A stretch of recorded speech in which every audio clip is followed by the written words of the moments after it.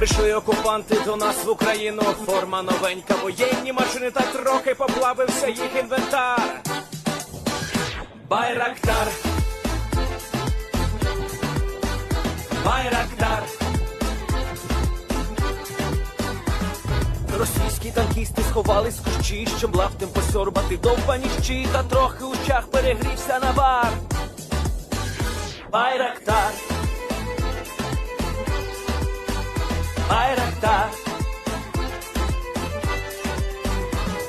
Приперли зі сходу до нас барани для восстановлення великої страни. Найкращий пастух баранячих отар. Байрактар, Байрактар. Ті, хто води всяке озброєння різне, потужні ракети, машини залізні, у нас на всі доводи є коментар. Байрактар, Байрактар. Вони захопити хотіли нас зразу, а ми зачаїли на орків образу з російських бандитів. Робить примар. Байрактар, Байрактар. Російська поліція справи заводить, там пихцю рашистів ніяк не знаходить, хто винен, що в нашому полі глухар. Байрактар, Байрактар. Веде пропаганду кремлівський урод, слова пропаганди ковтає народ, тепер нове слово знає цар. Байрактар. Байрактар. Байрактар. Байрактар. Байрактар.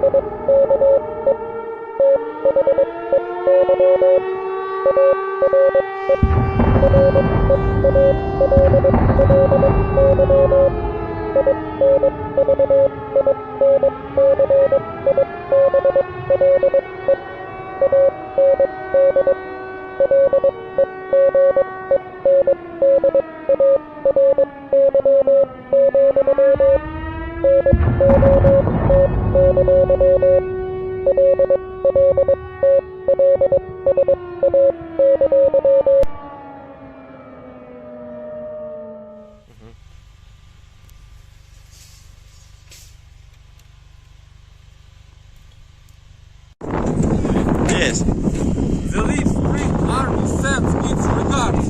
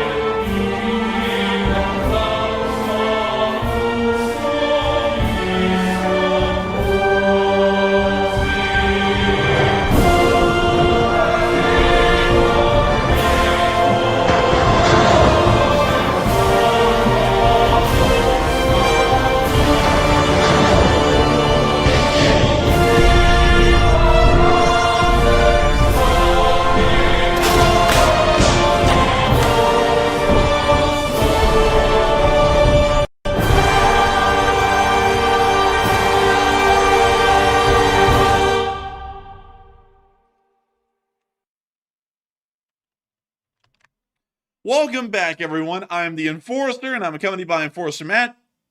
And good evening, folks. It's Enforcer Matt, and we were just taken off air by some sort of weird attack on our network, and we were off air long enough just for the stream to get canceled, and that messed everything up. So it's good to see you all once again. And of course, we're going to be getting back to the news coverage that we have. But from what we understand, we were just hit with some sort of a DDoS attack on our Wi-Fi server here in this house, something along those lines, because we literally got, I believe both of us were thrown completely off of the internet, which was pretty wild to see. We haven't seen anything like that before, and it wasn't an outage because the internet is still on. So that was incredibly bizarre. We are going to be trying to cover the news, but I also want y'all to keep this in mind because I was going to try and not make a comment about this tonight, but this is probably going to be a much shorter stream because I actually have probably one of the worst headaches I've ever had in months, and I took an Advil, and it's still not doing absolutely anything for the headache. So I'm going to be trying to get through this news as best we can, but if another DDoS attack hits and the stream was taken off air, that probably will be the end of the streams for tonight. If we do not get around to answering the super chats that are put in tonight on the stream that just ran for like 17 minutes, and this one, we will be getting around to answering them all during tomorrow night's stream during the Sunday night fundraiser. But if you are happy to see that the Leaf Spring Army will never die, put an LSA in the chat because we are going to be continuing to run this news as much as we can, as best as we can, because we have absolutely loads of it to cover. And so moving on from that and on into the first major bits of news today, we were able to see that the Ukrainian army was able to retake the city of New York inside of the Pokrovsk front on the northern flank. And here's the clip from Deep State showing that the Ukrainian flag is once again flying back over the town of New York. And we can see here them showing on the Deep State map the specific location that this Ukrainian flag was seen, and we can see right there the Ukrainian flag and also the flag of the unit that placed it there flying above this building in the very center of the city or the town of New York inside of the Donetsk region in Ukraine. This is a fairly big thing because New York was actually taken by the Russians a couple of weeks ago during the middle of the Pokrovsk offensive, and it appears that the Ukrainians have created a concerted counterattack not only to push them away from the town further north of Donetsk, but also to try and push them towards the area around Avdiivka itself and possibly create a major breach in the Russians' northern flank that would force them to divert more combat efforts and actions towards their northern flank instead of westwards and towards the city of Pokrovsk. We can see the drone taking a little bit of a look around, showing us the town of New York here after it's been retaken successfully by Ukrainian counteroffensive forces.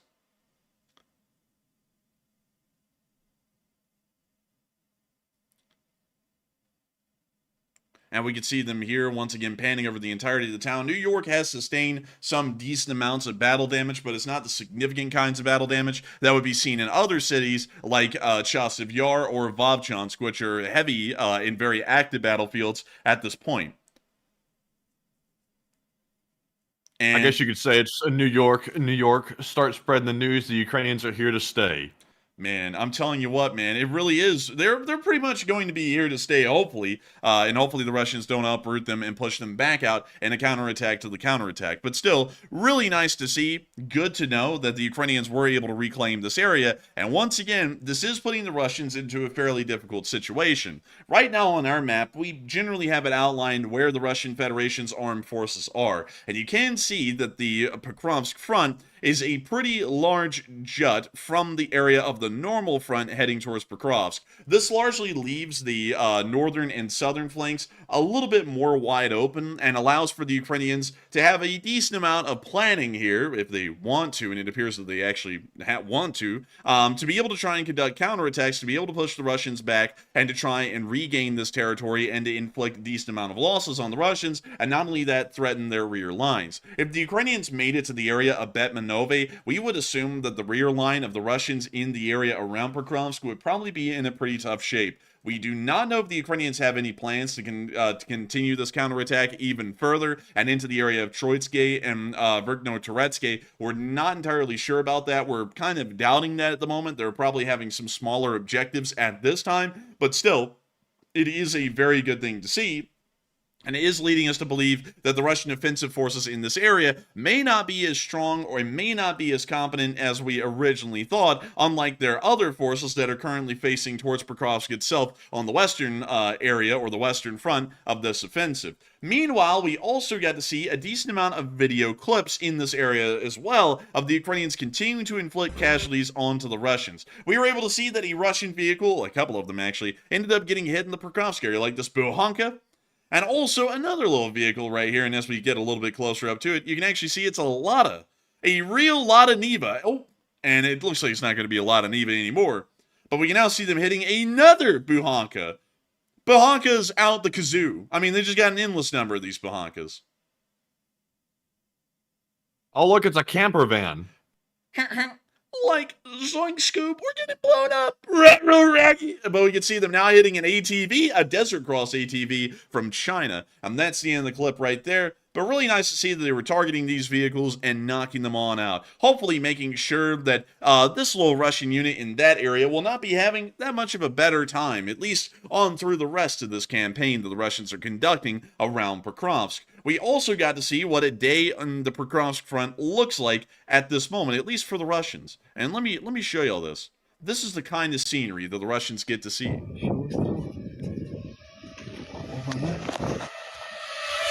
Oh, hello. Oh my! It was at this moment he knew he effed up. Dude, this Russian guy was sitting there, and he was looking around, man. He's like that. This day, you simply could not get any worse for me. Are you sure about that? that's what that thing did, man. It's like, that's pretty wild. We didn't get to see the end of this clip. I'm sure many of y'all know the reason why. But that's kind of something that's starting to happen a little bit often, at least in the Pokrovsk area, is just a random jump scare like this. And it certainly is scary. Maybe the scariest thing they'll see at this time in their life. But with that, we're now moving on from that little clip and on to our next one a little bit further down, where we also got to see some Russians kind of dealing with the same thing, but they ended up getting narrowly missed inside their vehicle. Also, the Russians aren't really doing much for themselves when they talk about they're fighting like Nazism or something to start using death's head emblems in their videos for watermarks. Doesn't really do a lot for them in terms of that argument, but still, the Russians do what the Russians do. Everyone knows that. But we can see in this video here, they got very close to doing what the Russians are doing best in Ukraine, which is disappearing or turning into 200s and 300s. And they're whipping that Buhanka. Oh! Oh, shit.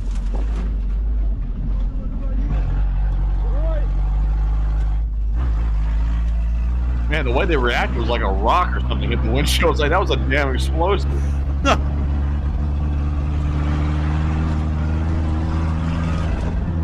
And with that, that's the end of that clip, but I think we can all kind of get the idea here. They didn't have the greatest of days, but they were kind of lucky because it wasn't the worst day that they could have had out of all the hypotheticals, out of all the theoreticals that would have happened. But moving on from that, we also got to see that the Russians are apparently starting to deal with the Ukrainians conducting a counterattack in the southern area of their western front here around the town of Mikhailivka, and they've ended up blowing up the railway bridge that we've seen a lot recently. The Ukrainians captured a T-72 at this bridge. Also, a Ukrainian engineering vehicle came up and cleared out an area for Ukrainian vehicles to advance through. It appears that the Russians have seen that this could end up culminating in a pretty serious counteroffensive, and so they decided to destroy the railway bridge and try and block the access to the Ukrainians to try and stop a counteroffensive in this area. And we're about to see that right here.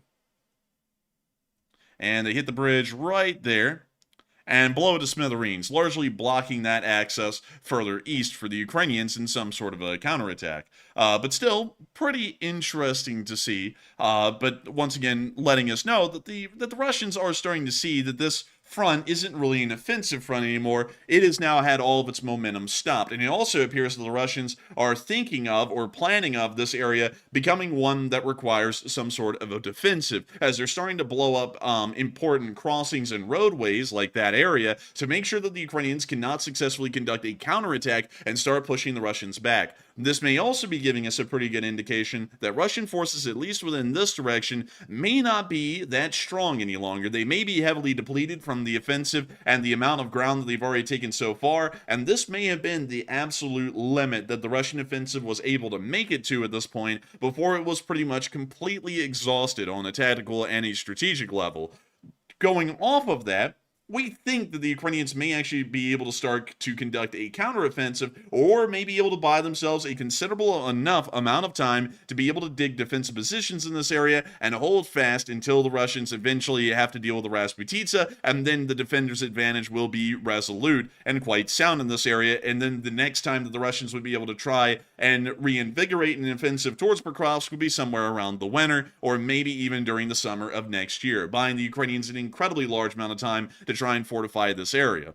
But moving on out of the Vovchansk front, well, actually the Pokrovsk front, because we've been hearing a lot out of this area that looks pretty good, we have also been able to hear of some things happening in Voronezh that didn't just sound good, they really did look good, because inside of the little town of Soldatskoye, right here, there is a nearby local Russian munitions depot of a sort. We don't really know exactly where it is surrounding the city. I tried to find it earlier, and I couldn't. Oh, wait a minute. Nope, that's not it. You would think that would look like it a little bit, but that's actually not it. We don't know where this ammunition depot is, but we will be able to show y'all with the geolocations we'll have in a second that it was in this area around this town, but there is some kind of a larger Russian ammunition depot around this little town of Soldatskoye. And Soldatskoye is also in a very interesting region of Voronezh. It's on the R194, and the R194 is the Voronezh to Luhansk highway that connects Luhansk and Voronezh with a road access. That is very important because that road access, from what we understand, is being used decently by the Russian logistical forces outside of the railroads to be able to move munitions in a funnel pretty much from the entirety of Russia into Voronezh and then down that highway and into Luhansk, where it ends up supplying a large amount of the Russian armed forces in that area with usable munitions for the artillery, the infantry, the tanks, and everything in between. Apparently, from what we were able to see, a Ukrainian drone, or a couple of them, ended up slamming into that ammunition depot today. And it seems as though there was a little bit of a considerable fire that ended up resulting from that explosion. You can actually see part of it right here. That's the popcorn again. Man, I'm telling you what, man, and it's going to bop bop blit. But with that's the end of that clip, and some people are going, okay, that doesn't look that serious. Well, what if I show y'all the satellite footage? What if I show y'all that? Because most of those clips are duplicates, actually, so really we just need to move on to this one. That is the surrounding area, and I'll be able to confirm this to y'all. This is the area, because as we move on down right back here to Soldatskoye, you can see this little forested area that kind of has this square or rectangular area that juts up to the north side, and you can see that right over there in the little green area right there that's nearby. The entire area is in flames. Now, what happened was that the Ukrainian drone ended up hitting the ammunition depot and blowing it up. And when it blew up, at some point, it blew up with enough explosive force, it sent ammunition flying through the sky pretty much everywhere. And it all started to rain down on the local villages and also the local forests that we see in the satellite picture. What then happened as a result of that is that fires began to start because it's a fairly warmer part of the year, even inside of Russia, and so now the fires are beginning to spread and consume the entire area. We have heard that apparently the governor of the the Donetsk Oblast, has ended up declaring a state of emergency. The 3 surrounding villages in the area, including Soldatskoye, have been evacuated at the moment, and it also seems that the major highway leading from Voronezh to Luhansk, which is a supply corridor, ended up getting shut down because of the severity of the fire and the flames that are currently engulfing the entire area. And the fire and the flames, I think, is some kind of a song. I'm not really sure about that, but still, it is a pretty significant hit that the Ukrainians were able to conduct in this area, and it's having a decent effect not only on the ammunition depot and the available stores of ammo there, but it's also having a very serious effect on the Russian logistics routes that were passing through this area on the R194. So this is, of course, absolutely incredible to see and good to know that the Ukrainians were able to land such a successful hit and end up causing such a considerable amount of damage over just the past few hours. We were also able to hear that up in the Oriel area, a Russian truck, a transport truck of a sort, was trying to move a tank down the E105, probably to head on into the Donetsk Oblast and join the defense down there that the Russians are trying to conduct, although it doesn't really seem to be going incredibly well. And it appears that they got into a little crash. We're gonna crash, and they did crash, and it was bad. The cab was crushed. Jeez. But you think this was bad, Matthew? It gets worse. The cab was crushed, but the tank was overturned, and we think that's what may have ended up crushing the cab at some point. Damn.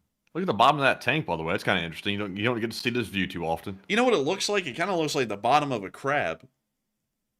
Yeah, a little bit. Those tracks are awfully clean, too. That's kind of unusual. Yeah, it kind of is unusual, but there is a little bit of dirt up there and grass. I think that may have come from the recent departure it had from the truck, but beyond that, it's not looking good. Oh my goodness, Matthew, it was a shed. They were removing a shed. Oh no, they lost his shed. This thing probably weighs so much they'll probably never be able to upright it again because it probably weighs so much with a lot of scrap metal on the side of it. Do you know they sat there and they went, hey, so what are these chains rated for that we're going to load it onto the truck with? It's rated for the weight of the tank, 35 tons. And they didn't account for like the additional 10 tons of armor that had been included with the shed. And so when they started to hit the brakes, that thing disconnected from its chains, rolled up into the cab, they careened into the ditch, and the thing fell off the side. It's like, now that's a story to tell your grandchildren if you're around to tell it. I don't think the people who were driving this truck, though, in that cab were around to tell that story, though, because that thing looks considerably squashed. Like, I would say incredibly squashed at this point. But hey, it is what it is. When life gives you lemons, you gotta make a lemonade. And I guess these Russians are making lemonade. I don't know. I don't think they got given lemons, though. I think they got given a critical concussion, maybe a crushing blow. I'm not really sure on that, but we'll try and get a little bit more information about that wreck if we can. But I think the footage and the pictures of the wreck was enough as is. We also got to see that up in the Moscow area as well, there was a possible arson that happened. Apparently, 2 people were trapped and 20 cars burned in this parking deck right here in Moscow. This has absolutely no impact on the war, but it's very interesting to hear that the idea is floating around that this could have been some sort of an arson attack. And that smoke is thick. Very thick. Man, thicker than a bowl of oatmeal. But with that, that's the end of the clip right there. Really interesting to see, and we don't really know a lot about it. It's possible that it could have been some sort of an arson attack, but we're not entirely sure. So we'll be trying to keep a little bit more of an eye out on that and try and get a little bit of a better idea. But still, a lot of people are saying that something really interesting happened in Kyiv. Now, I actually didn't put this down on our map. I don't really know why I didn't do that, now thinking about it, because it actually was a really big piece of news. But the Russians actually ended up trying to attack in Kyiv last night, the legislator building in the city with drones. They ended up failing, but a decent amount of debris ended up landing around the building, clearly showing proof that the drones got fairly close.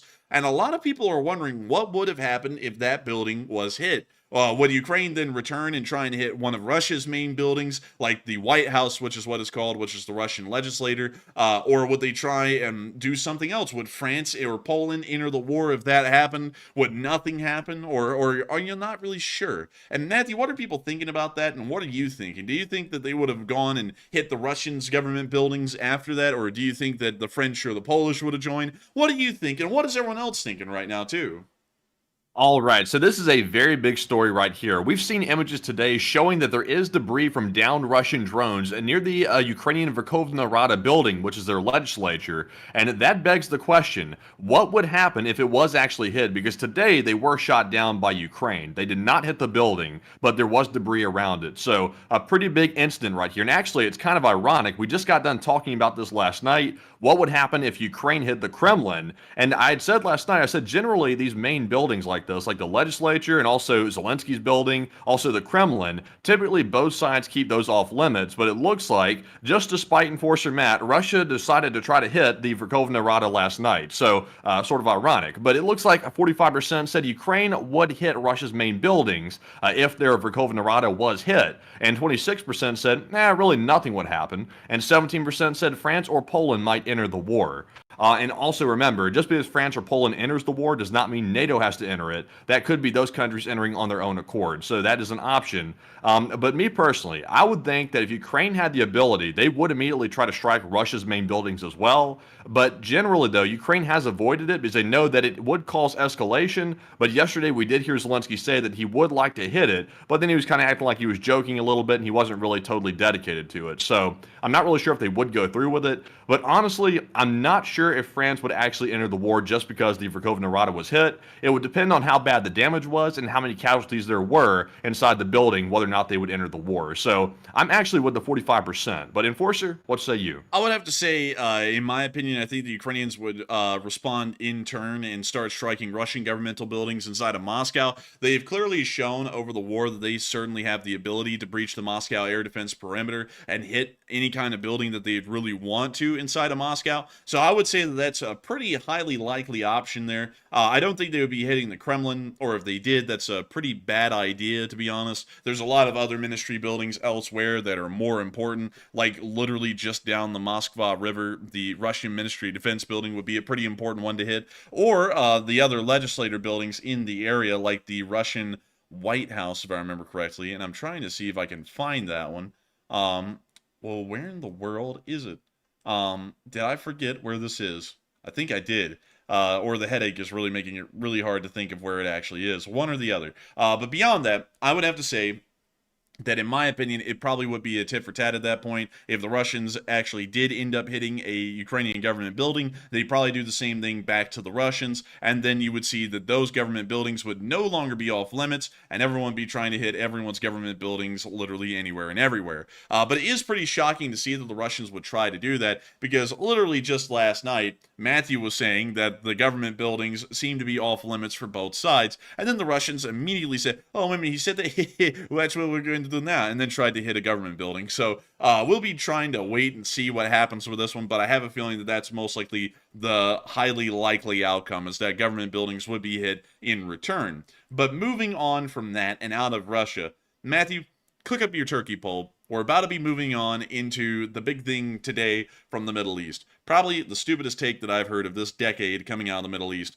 I was going to actually say that it was the stupidest take of this year, because generally there's always a stupider take coming out of the Middle East from somewhere every single year. But we have been able to hear of a really, really stupid take. One that is so stupid, it's actually blown me away. It's actually the dumbest one of the decade so far, in my opinion. And I don't think a lot will be able to top it.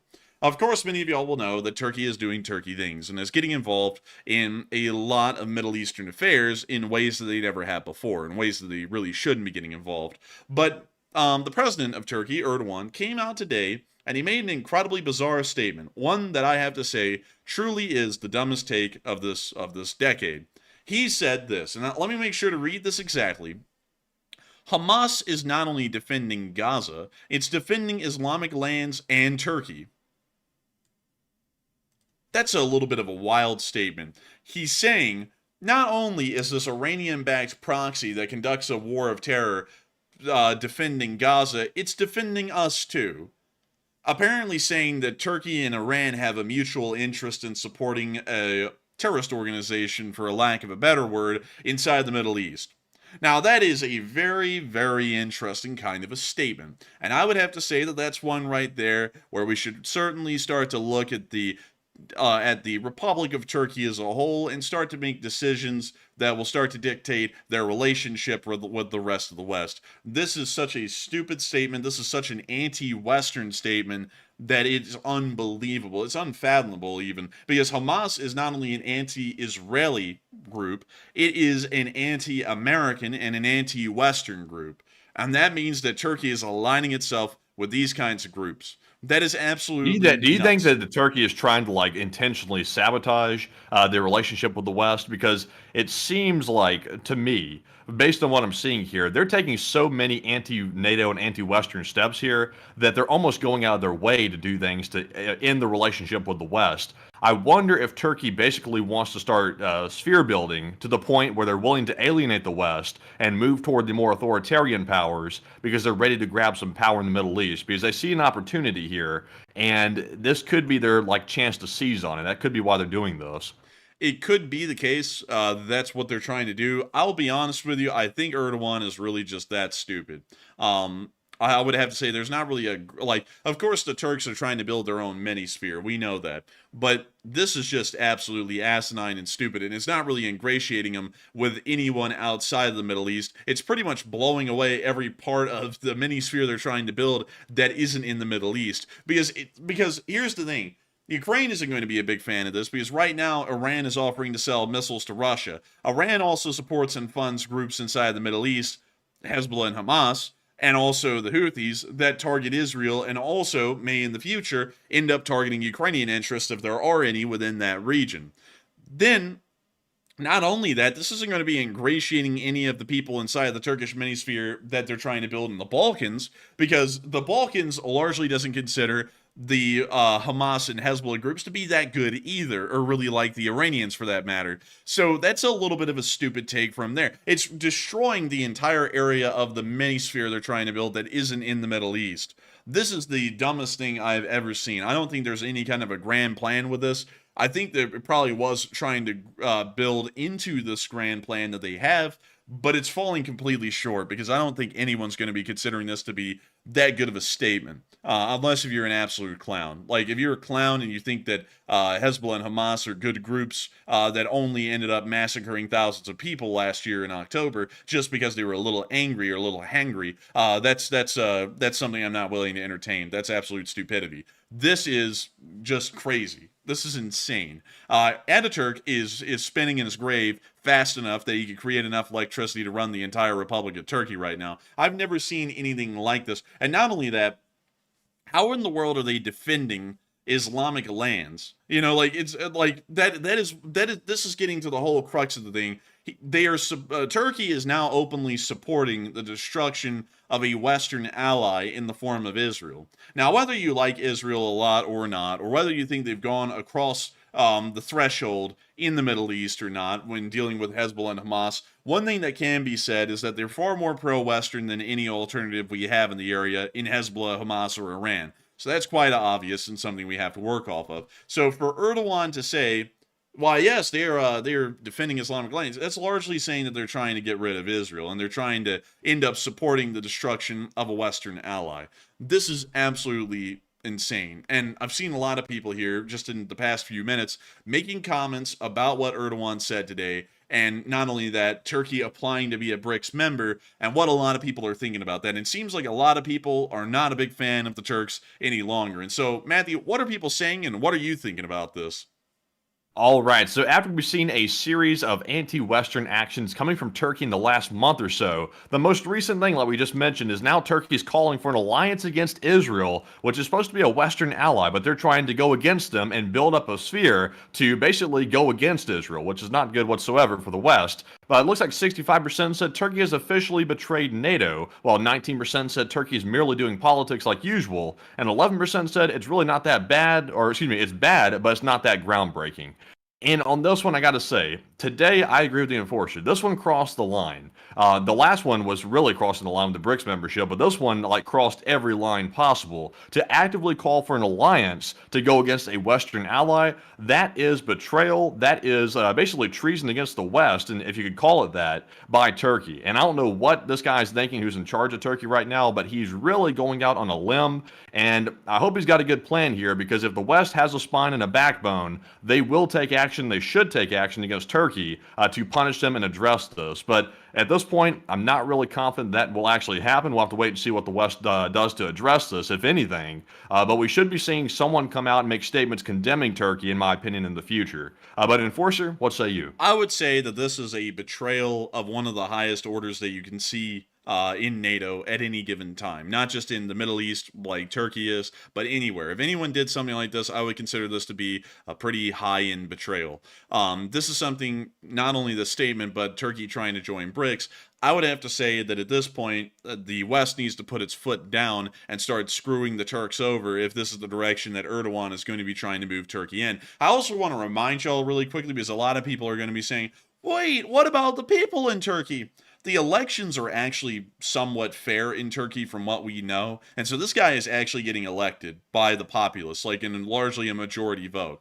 So if he's getting elected by the populace, and this is what the people of Turkey really want, or at least the majority of them do, I know that there's going to be a small outlier out there, maybe 30%, but the majority will of the nation is the will of the nation, even if people disagree. That's what we have to work off of. So if they want to take Turkey down this direction, if the Turkish people want to do that, if Erdogan wants to do that, that's great, but we're going to start screwing them over immediately. That's what my take would be on this. You can't sit there and end up biting the hand that feeds you. We have sat here and we have supported the Turks for about 100 years at this point. We have backed them up. We have protected them from the Soviets. We protected them from the modern day Russians. We have tried to help secure their security interests in the area whenever we could back in the past. And Turkey is going to do something like this.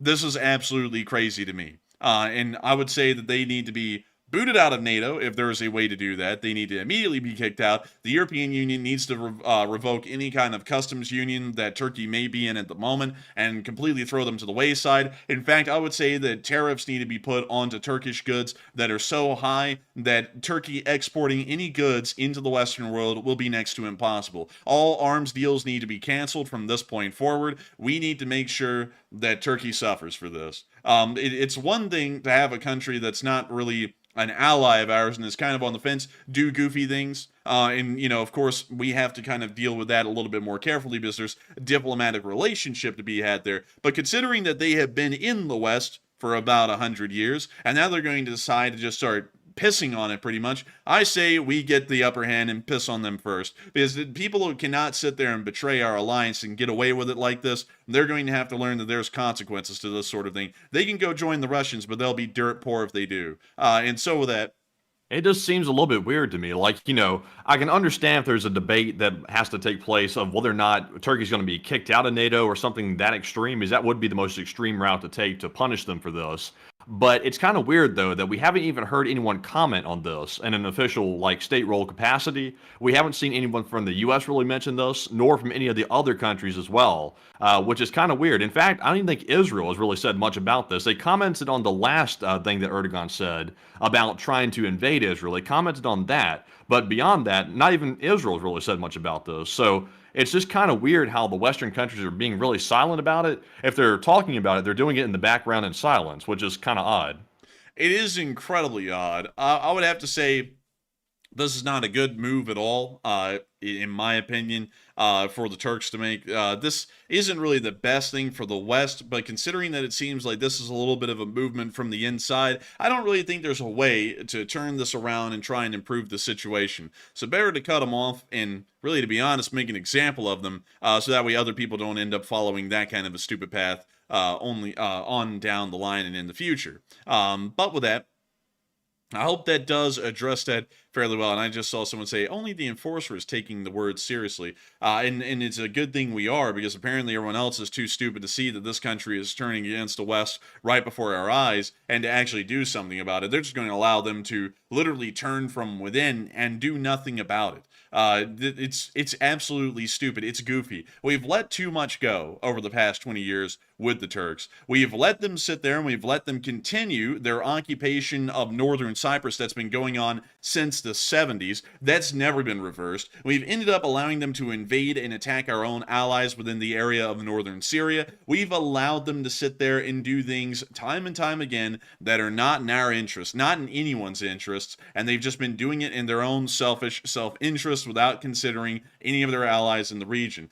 Not only that, we have sat here and provided them with loads of arms. We've tried to fortify their government at times during very difficult times in Turkey's prior history. We have sat here and we've let them get away with attacking the Kurds, which are our allies in northern Iraq. We have let them do this time and time again. Whatever Turkey's wanted to do, they've been able to do. And after we've been this lenient and this supportive of them, they're going to spit in the face of the collective West like this and start saying that our other ally in the Middle East, Israel, they would rather see them gone. That's absolutely ridiculous. That's crazy to me. And for that reason, I think at this point, they need to pay. Not only for that, but trying to join BRICS as well. If they want to go that route, they're not going to be in the Western route as well. And so with that, I hope that does address it well. Also, someone said, you realize they'll allow Russians to bring more ships in the Black Sea if they are kicked out.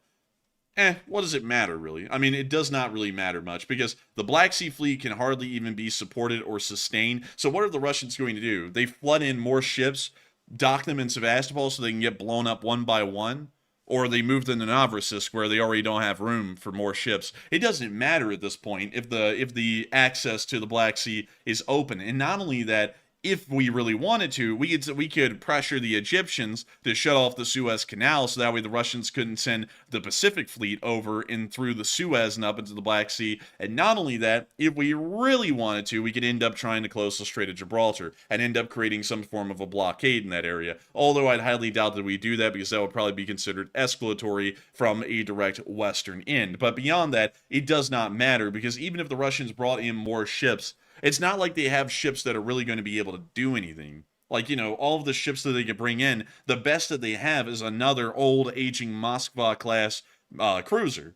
And we've already seen the only one they had in the Black Sea get blown up. And so, going off of that, I don't really know what kind of risk there would be, what kind of threat there would be if more Russian naval warships started to arrive in this area. Ukraine would probably just start picking them off like they did the Black Sea Fleet when it was in its prime at the start of the war. And so with that, Is Turkey still providing a lot of arms or anything to Ukraine? Because I do know for a fact, like for example, the Bayraktar company is a Turkish company, and they provide the drones, or at least they used to. I'm not sure if they do anymore. But does Turkey send a lot of weapons to Ukraine, or was that something sort of just in the past? It's something that's sort of in the past. We haven't really heard of a lot of major weapon shipments at this point. The only thing that the Turks have that's currently still in the making are some corvettes. I believe they're Ada class corvettes for the Ukrainian Navy. I think that's about all they have at the moment that they're still giving to them. But those have been in the works for a couple of years now, so it's nothing incredibly new. It's just that they're still building them.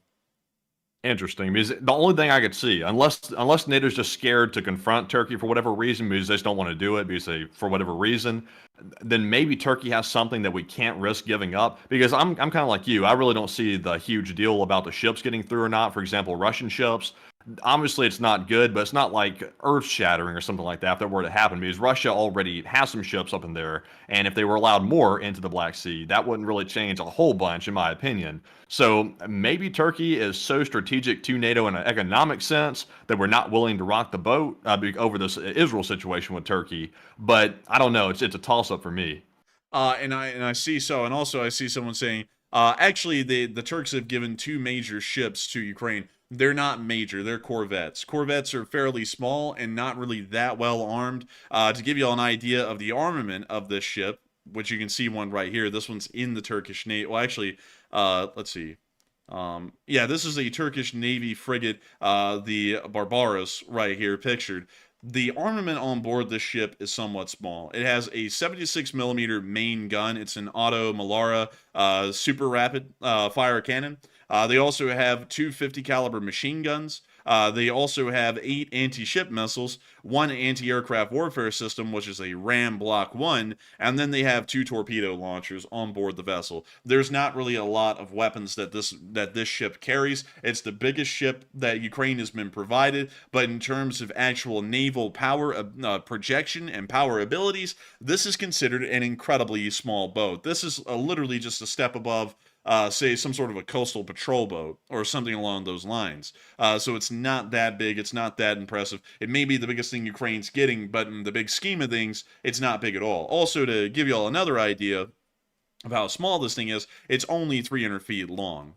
That's not that big. That's not big at all. Because if I go and show y'all, say, what America has, which is the backbone of our Navy, which is the Arleigh Burke class destroyers, the Arleigh Burke is a considerable bit longer than this little Ada class corvette. These are 510 feet long. And this is considered a fairly small ship in the U.S. Navy. This is getting on to the smaller side of the destroyer end.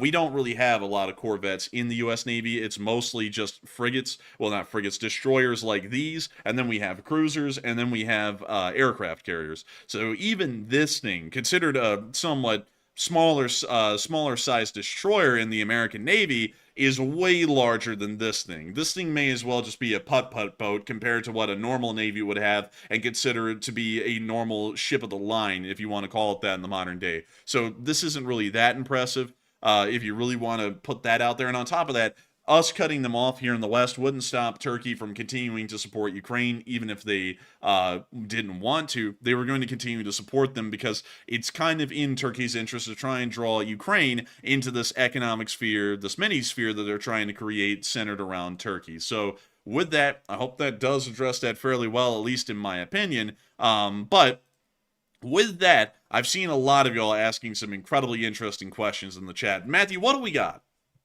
All right, so going into our first super chat segment of the stream, we have our first one here, which is going to go to, guess who? It's Hawk, the return of a channel legend, and they put in a $100 donation. And thank you very much, Hawk, for that support. They put in 2 super stickers, the YouTube creature destroying the city once again, and also, let's see, they got the Lemon Man jumping up in glee with the baby Kirby nearby. Very interesting. I've never seen that one before, but thank you very much, Hawk, for that very generous support and helping to keep us running, as usual. And Enforcer, what say you? And I gotta say, thank you for the unbelievably massive support, Hawk, and helping this channel to keep on running. I gotta thank you for supporting the channel tonight, because tonight we ran into technical difficulties, which is absolutely aggravating. I still can't believe this, and I don't know if Matthew can believe this, but we actually ended up reaching about the same amount of viewership tonight that we had last night, and we ended up having a stream that literally fell in and caved in at the beginning about 17 minutes in.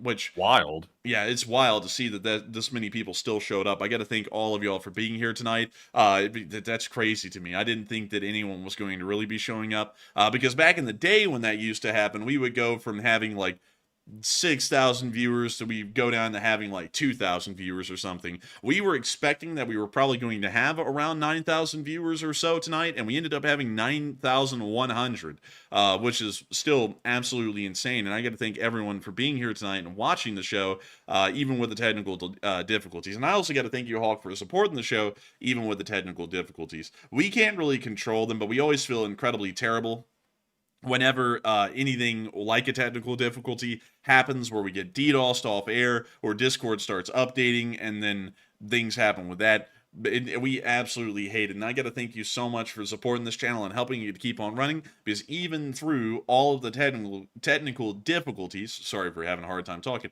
and even through the splitting headache that I'm having right now, which is making it kind of hard to talk right now, I thank you so much for supporting this channel and helping you to keep on running. This isn't this isn't the greatest night that we've had on air. Hopefully I've been able to hide this incredibly well, but my head is hurting so bad, I'm actually having to close one eye pretty much the entire time I'm talking, and the other one I'm squinting through because the headache is that bad. I already took headache medicine before the show, and it absolutely did nothing to help at all. But still, I got to thank you so much for watching this channel and supporting it, because if it was not for folks like you, we would not be able to keep this thing running. And so a big thanks to you once again. I hope that does address that incredibly well. And with that, we are on to the next one.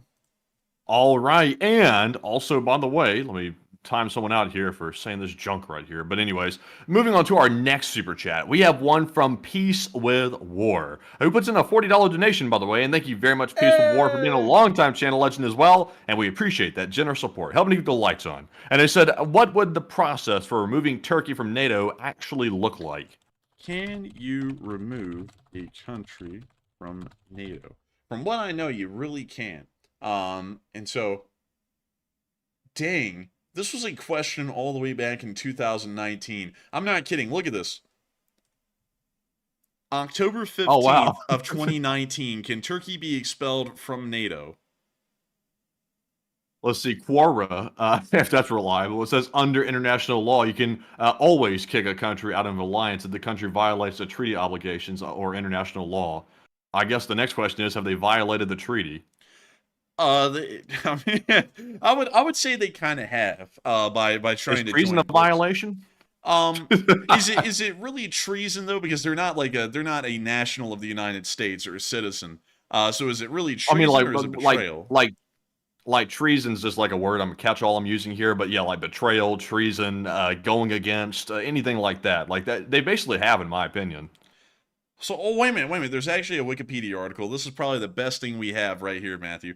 Article 13 of the North Atlantic Treaty is the article that member states use for informing other members or parties that it wishes to leave NATO. It states the following. After the treaty has been enforced for 20 years, any party may cease to be a party 1 year after its notice of denunciation has been given to the government of the United States of America, which will inform the governments of the other parties of the deposit of each notice of denunciation. So let's see here. I want to see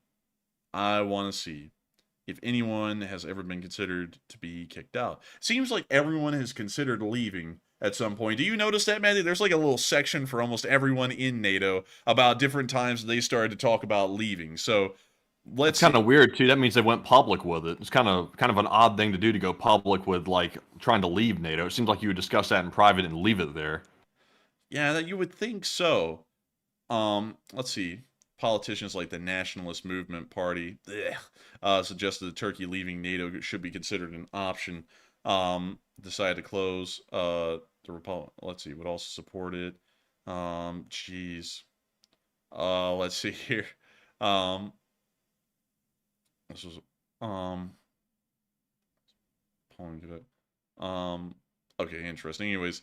I'm trying to see. So it looks like you can kick someone out, but you would kind of have to force them to resign, in a sense. But it is possible under Article 13 that someone could be kicked out, but it has to be kind of like a voluntold kick out instead of just, throwing them out to the curb. But I feel like there should be a process to throw someone out of the curb. Like, there should be a new article, like Article X or something like that, where it says, after the treaty has been enforced for 20 years, which it has been, the United States government can kick anyone and everyone they want out of the alliance if need be. So that way we can go and say, Turkey, you gotta go. And then just throw them out that way. It would be a lot easier. But sadly, you can't go back and create new articles in the treaty. The treaty just exists as is. But I still think that you can kick them out. It looks like there's a possibility here that that is entirely possible and entirely likely. But with that, I hope that does address that question fairly well. So that's what the process would largely look like. We would have to tell America would have to tell Turkey, you're going to go. And then Turkey would go, no, I'm not. And then we'll say, if you don't go, we're going to make your life hell. So leave anyways. And so then Turkey will announce their denunciation of NATO membership. We will accept that letter as the United States. We'll tell everyone else about it. And then a year from now, Turkey will be out of NATO. So that's kind of how it will work, at least from what I could tell. And so I hope that answers that question incredibly well. And I thank you so much once again for that massive support, Peace with the War, and helping this channel to keep on running and helping it to keep on rolling. Because if it wasn't for folks like you, we wouldn't be able to keep this stream ad-free and sponsor-free and be able to get the cover of the news for each and every single one of y'all every single day, 6 days a week at 10 p.m. Eastern Time without fail. And so with that, thank you so much once again. And we are on to the last question of the segment, and then we're going to be moving back into the news. And our last super chat of the segment is going to go to Hal Rose, who puts in a $33 donation. And thank you very much, Hal Rose, as well, for that support. Longtime channel legend, that is Hal. And he said, Enforcer Matt, tell us the story of how the Javelin ATGM earned its title as Saint Javelin of Ukraine, and Slav Ukraine. And you see, what happened was, I honestly don't know, but the Enforcer surely knows. But Enforcer, tell us more. So the Javelin ATGM, with the actual launch systems manufactured here in Alabama and Troy, but beyond that, the Javelin anti-tank system was one of the first weapon systems that the United States provided during the war to Ukraine. It was considered a fairly easy option because they were very small, very portable, and we could give them to them in large numbers, at least initially. And so we did that. And so the Ukrainians ended up starting to use the Javelin quite a good bit. And let me see if they actually have a picture here of the Ukrainians using a Javelin. Let's see here. In April 2022. Here we can see them talking about the Javelins being sent to Ukraine. But beyond that, let me see here if I can show y'all. So here's a Norwegian soldier operating a Javelin right there. Pretty cool camo pattern that the Swedes have. But beyond that, the system ended up being incredibly effective because it's designed in a way that no tank in the modern world could really fight against. The way that the explosive works is that it actually explodes from the top down. It doesn't hit the tank's armor and try and punch through it. It instead flies over the roof and then blows up, shooting the explosive projectile downwards into the roof and then into the crew compartment. And for all of the tanks that America ends up fighting, that is a wildly good anti-tank weapon because the Russians put all of their ammunition literally at the bottom of the turret. So when that missile flies right over the roof of a Russian tank and it explodes down through the roof, not only does it take out the gunner and the commander, it also detonates the ammunition inside the tank instantaneously, then cooking the driver as well and completely wiping out a tank crew and also wiping out the tank as well instantly. So this thing was wildly effective at the very beginning of the war. And the Ukrainians started to love this thing because unlike other weapons like the RPG-7 or any Ukrainian weapon system, unlike the Student was actually really good, the Javelin was a one-hit, one-kill guarantee. Every single time they fired the thing, it was guaranteed to kill something. And so they said this thing is just so great. It's like a patron saint, like guarding over the Ukrainians from tanks and stopping them from getting hurt or killed. And so then the whole Saint Javelin thing ended up circling around the Javelin weapon system because it was almost like a saint from above. Like a saint, a canon saint of the Orthodox Church, protecting the Ukrainians from any kind of real harm or danger from tanks. So that's how the whole Saint Javelin thing came into being, and that's how it ended up becoming so popular. And so, with that, I hope that does answer that question incredibly well, Hal Rose. That's actually a very interesting one, and I hope that was a pretty good answer, pretty accurate to what we saw in real life. And what's really cool is that before I went and deactivated my Instagram, because I actually had an Instagram, I actually followed the World War I museum in Kansas City in I believe it was on the Missouri side. Let me go check that actually. Let's see here. So we go here, not to St. Louis. You die if you even look at St. Louis these days. But here's the World War I Museum. And they actually set up a special exhibit in the World War I Museum for St. Javelin, which was really cool because I actually saw that on my Instagram a while ago. It was about a year ago. And I was like, oh, that's really cool. And they actually had like relics, if you want to call it that, from Ukraine that had been brought to the museum and shown off on display inside the museum, which is incredibly cool. This museum is also really neat as well, but you know what isn't neat, Matthew, is that giant IRS processing center that we have to send everything to, it's literally next door. Oh, damn. Man, I couldn't go there just for that reason. I can't be within 100 feet of that building. Oh, God! The worms! The worms! The tax I return! get flashbacks. I'm like, oh, God. Oh, they need the money. Oh, God. I gotta send it. Oh, I get flashbacks. Man, I'm telling you, man, that place is scary. But beyond that, just to really show y'all something really quickly, because the museum is incredibly cool. Just to give y'all a little shout out, if y'all are driving through the area, they got all kinds of interesting exhibits and really cool artifacts or historical pieces from World War I. Like, it's an incredibly cool museum. Sadly, we didn't get to go into it, but we were around and about one time on a road trip, literally at this museum, but we didn't go in. A massive shame because it was an incredibly cool museum through and through, and I wish we'd actually been able to go in and take a look at this thing. This was just so neat. But anyways, with that, I hope that does address that well, Hal Rose. Thank you so much once again for support and helping this channel to keep on running, because if it was not for folks like you, we wouldn't be able to keep this thing running, and we wouldn't be able to make this thing possible. And so, a massive thanks to you once again. I hope that does address that incredibly well. And with that, we are now going to be moving on into the rest of the Ukraine war news that we have. And this actually moves us on over into Germany, as we got to hear of the MI6, or as I like to call them, the M16, and the CIA warning of a reckless campaign of sabotage across Europe being waged by Russia. We don't know if that's currently ongoing or if they're warning everyone that's coming around, but we are going to be trying to keep a little bit more of an eye on the sabotage side of news to see if that actually starts to pick up in severity anytime in the future. We also got to hear that today the Ukrainians actually ended up threatening the Iranians with some sort of severe action if they started to sell the Russians ballistic missiles. This is a direct statement that a Ukrainian defense source said. If civilians in Ukraine die from these missiles, then Iran will pay a double price for that. The response will be severe. The source didn't elaborate to the nature of that response, but the official threat was given that if the Iranians sell missiles to Russia, the Ukrainians are going to try and do something back to Iran. We still don't really know what that is, but the threat is out there. We also got to see that Ukrainian MiG-29 shot down 2 Shahed 136s at night. Check out the footage. You see them fire off the first missile here, ending up impacting a Shahed 136 off in the distance.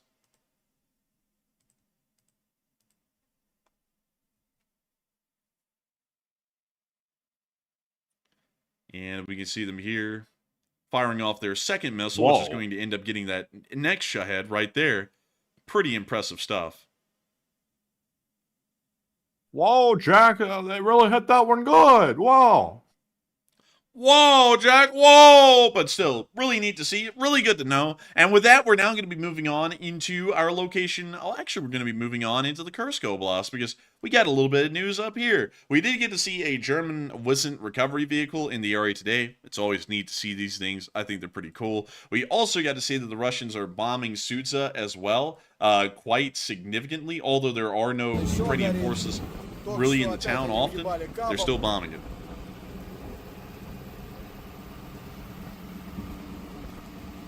Продолжают разносить собственный город.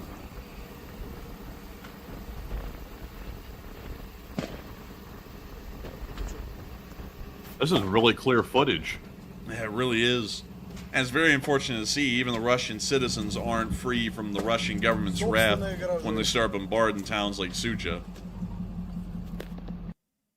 And with that, that's the end of that clip, but still showing us that the Russians have absolutely no reservations in bombing their own people if they need to. Meanwhile, the Russians that are bombing their own people are not having that good of a time near Glushkovo, as both pontoon bridges, the only ones that are operational in the area currently, ended up being destroyed today. And we were able to see that here in these two clips, starting off with our first one showing this pontoon bridge. It's about to get blown up by a HIMARS. Right there. And right there as well. I mean, they hit them with just about every HIMARS rocket they could. And with that, that's the end of the clip right there. Very interesting to see. With that, we're now going to be moving on into our next clip where we got to see the second pontoon bridge being destroyed as well. And so here's the clip. I hate whenever I enlarge the videos, like they always start playing the audio. But anyways, we can see Buhanka driving across the partially submerged bridge. And here in a second, we're about to see it get completely submerged right there. Oh, man. Obliterated. Obliterated even. And look at that. It sank immediately. Obliterated by the orbital cannon. Obliterated by the Russians' own incompetence. But still, very nice to see, and it looks like the Kursk offensive is going on as planned. Moving on from that and down into the location unknowns, we also got to see some Russians going back to the front in crutches. Российские воины так вот у нас ходят на фронт. Причем после доктора, блядь. За место госпитализации идем дальше воевать. Воды? Воды. Там это вот... Там и в этом вода есть. Вот. На костылях, с палками.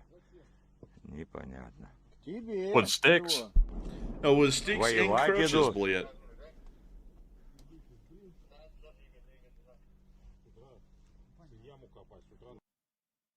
And with that, that's the end of that clip. But not a good time to be a Russian soldier. Bad day for Russians. But moving on from that, we also got to see a really crazy sniper duel right here. This is the scope of a Ukrainian sniper. And he's looking off in the distance at where he saw some Russians. But then the Russians are going to come out and they're going to try and counter-snipe the sniper. But they had a very interesting choice of weaponry to use when trying to counter-snipe. So here's the clip. And we see him waiting. Is that an RPG? Oh my goodness. Oh, блядь. Oh. And the other guy just completely missed. But that's the end of that clip. I'd have to say, that's one hell of a sniper duel right there. When you're firing a sniper at someone and then they're firing an RPG back at you. You don't really see sniper duels like that anymore. The youngins these days, they just don't know how to have a proper sniper duel. But that's pretty wild, I'm not going to lie. So moving on from that and into our next clip, we also got to see that the Da Vinci Wolves were showing off how they conduct recruit training today as well. We're going to be muting the Go Get 'em music right here. And we see them dealing with their new recruits and showing them how to fight in the trenches, do their thing.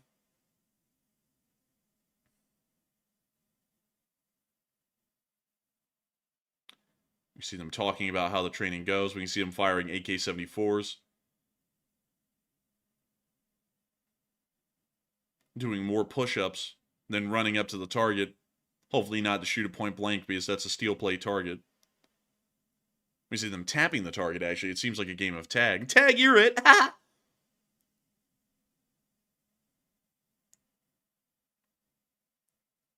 You see them now talking about how the training goes. Ukrainian witness. No witnesses. Witness me, brother! Or something like that. But we can see them here showing off all the patches.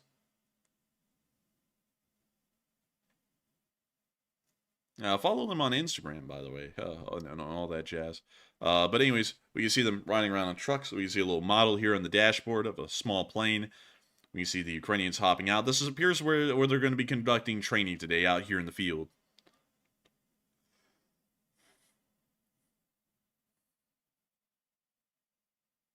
Whoa, you say a guy's mustache? Hitler, is that you? What the hell? Go back for a second. Go back.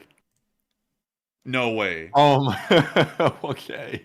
Interesting. I don't know if that's some kind of a joke or if that's, like, unironically, like, the guy's mustache. I saw that, Matthew, and I thought I was seeing things from my headache, but that man is literally Glushkovo in the Deutschen Volke. There's some stuff like that. Now you can already hear some people when they're watching this clip, they're going to be going, ooh la la, or something like that here in a second. I'm sure of it. Well, I don't think the mustache was that good. You know what I mean. Here's where you can see them talking to the recruits.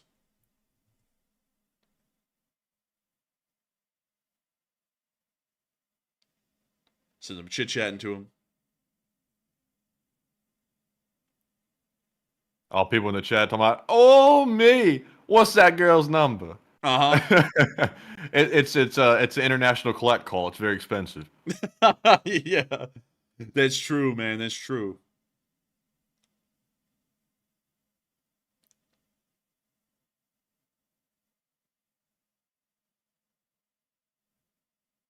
They brought the easel out today. It's about to be a rough day. Oh man, they're showing the football strats.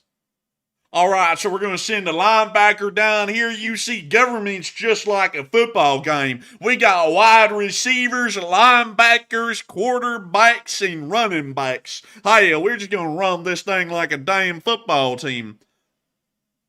Most inefficient operation ever seen. But anyways, we can then see them talking a little bit more. And the clip ends. These guys are going to be trying hard on the training today. They're going to be going harder than ever because they got the women's watching, so they got to try to impress. You got to impress that damn girlie over there, boy. You ain't lifting enough. Damn, boy. You might be looking like a fool. Damn. But anyways, we also got to see the Russian casualty report. Big shout out to Miss Disa, because Miss Disa actually got me this casualty report because it was not on Kyiv Independent. So a big shout out to the channel legend, Miss Disa, who has been a massive help to this channel over many times. But beyond that, we also have... Zero Bobcats? What the hell, man? What? Zero Bobcats today. None.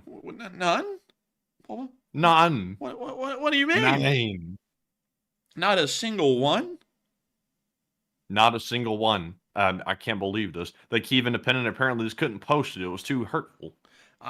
It's terrible. But also, we do have some adjustments, some corrections. 55 vehicles in fuel trucks today, but the total is correct. So it was 56, and then one cruise missile. But the total is 2,588, not 2,558.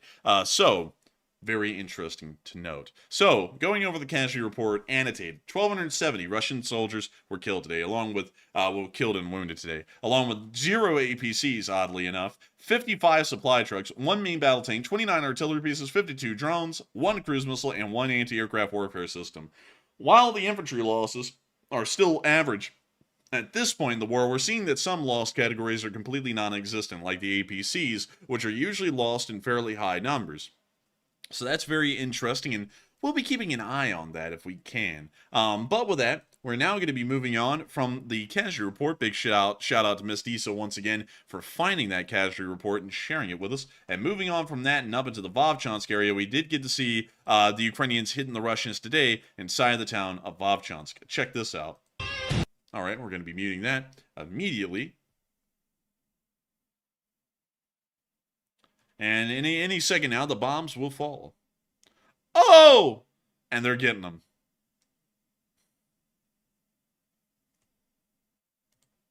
They're getting them good today. Wow. Look at that boiler. That boiler. Dang, dude, it's gonna make my headache worse doing that. Jeez, man. Bro, that vibrated my brain with that when that was so loud. I was like, oh my goodness. But moving on from that and down into the area of Sabotage, we also got to see a HIMARS destroying an S-400 system down here. We can hear them all chit-chatting, that office chit-chat. You know how it is. Yeah, baby! Yeah. На хуй! And that thing is cooking. Нахуй!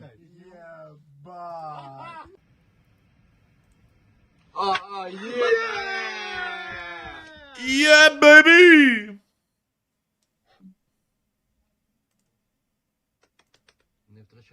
Та тут понятно, що дивись, скільки диму. Єбать, понеслась! Єбать, заєбісь! Охуенно! Уведи самолет. Man, they're getting a lot out of this. It's a good day for them. Блять, вмер нахуй! Вмерло, блять, приїхало, блять, і вмерло, блять, як жалко падає по дорозі, сука. And with that, that's the end of the clip, but absolutely impressive. And so, wonderful to see. Hopefully, they'll be able to keep it up. And with that, we're now moving on to our next clip, where we got to see that the Ukrainians are starting to use Indian rounds for their T-64s, because they're actually buying them from India. And so that's actually kind of neat. Moving on from that and down to the Crimea Forest, we also get to see the Ukrainians flying a Dragon over the Russian positions.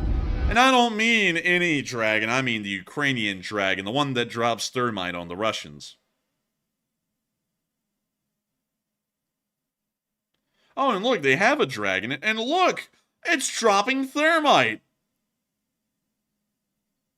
It's very hot. It's very warm. And we saw that Chris came in and said, don't shout so loud. And I would have to say, I wouldn't shout that loud, but how loud your mother's shouting at night really keeps me up. So tell her to keep it down and I'll keep it down. How about that? No comment from that one, but that's okay. But we can see the thermite drone I continue. could get more brutal if you want. Man, do it. It wouldn't be safe for stream, NSFW. Oh. Oh, man. And I don't know who the hell this guy is down here in the bottom right, but apparently he's also reporting too. I respect him for the grind. But we can see him here showing that the entire tree line is burning.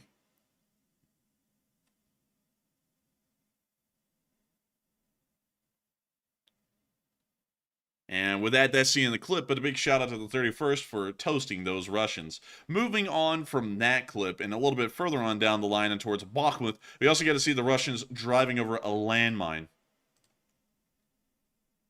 Oh! Yonky splunky! And they got him. That thing's cooking. Oh, and look, a Russian made it out. And he's running for it. And he appears to be, oh, he tripped. Oh, he tripped. Oh, wait, he's getting back up. Is he? There's people running all over. That poor devil, he's exhausted. The wind's been knocked out of him. The fire around him burns brighter than the one inside him. But there he goes again. He's making another run for it. Where he's running, nobody may ever know, but he's running towards something. He had to go get the other ants to group up before he was able to run away. Man, I'm telling you, man, really. I mean, it really is. But still, with that, that's the end of the clip. But with that, we're now going to be moving on from that clip and on down past the Pokrovsk, as we covered that at the very beginning of the stream. And we're now going to be moving on down to Volodar, where we get to see the 74th Reconnaissance Battalion, the Shadow Unit, the Shadow Wizard Money Gang, knocking out Russian forces. And boy, would you check this out.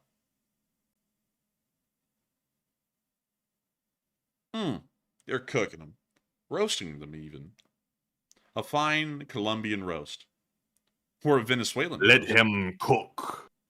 Anyone can cook. And speaking of anyone can cook, Matthew actually cooks incredibly good. I don't know if y'all know that. Matthew actually cooked some kind of of like pork rigatoni or something tonight. It was wildly good. Could not rate it enough. Incredibly good stuff. Thank you, thank you. Anyone can cook. Except for me. Like I got the last part though. But only the fearless can be great. Oh yeah, I think that's what it was. Yeah. Yeah. Man, that's when I'm so fearless in that kitchen. I'm slinging that knife around, chopping up that pork. I tell you what. Man, that's back when Disney had real good movies, man, because I remember Granny whipping out that shotgun and absolutely laying waste.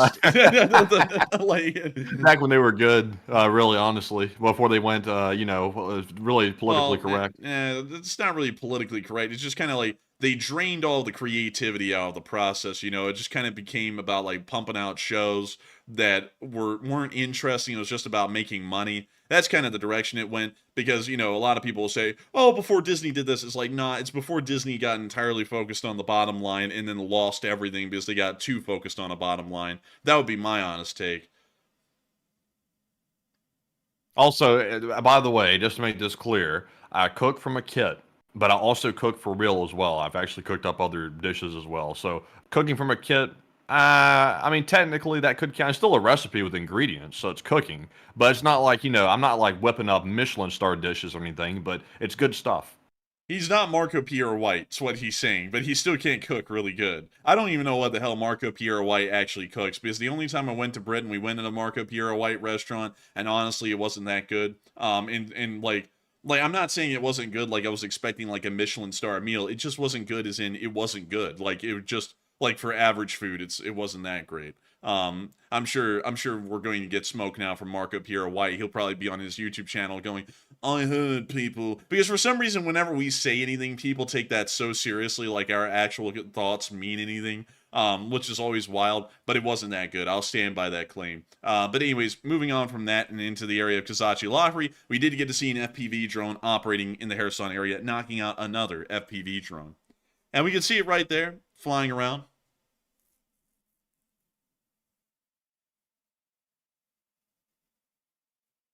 Oh, and they got him. Nice. Beautiful. We love to see it. We really do. And so with that, we're now going to be moving on from that little clip right there and on up to Kyiv, somehow on time. I have no idea how, but it's time for us to get to the speech from President Volodymyr Zelensky and he doesn't have it on his website. Come on, man. Like, get your people to run your website. I don't mean to sound angry about that, but it's like, where the hell are the speeches? So let me go to their YouTube channel. I'm sure they have it there.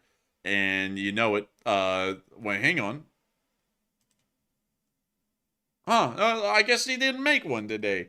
But still, they need to get their people working on that website because sometimes they just don't even have the speech there. And, I'm putting the stream together, and at that point, that's one of the last things it's added, so I don't really get to look that much to see if it's today's speech. We don't have a speech. We don't have a speech. We're actually moving straight on into the question segment at this point, which is probably a pretty good thing because my headache is not getting any better, and it'd probably be better for me to try and get to sleep very early tonight and maybe get some sleep and just try and ride this thing out as best I can.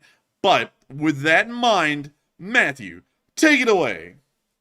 All right, so it's now time for the final question segment of the night. And also, I saw Geoff made a distinction in the live chat. He said Marco Pierre White trained Gordon Ramsay. He did. He trained him back in the early days. Gordon Ramsay, believe it or not, was not always boisterous like he is right now. He was actually very, very meek when he first started with Marco. And then after a while, he realized, I think I'm going to have to actually start acting like Marco to get anywhere. So then he did, and then he really took off and went berserk. He actually outpaced Marco Pierre White.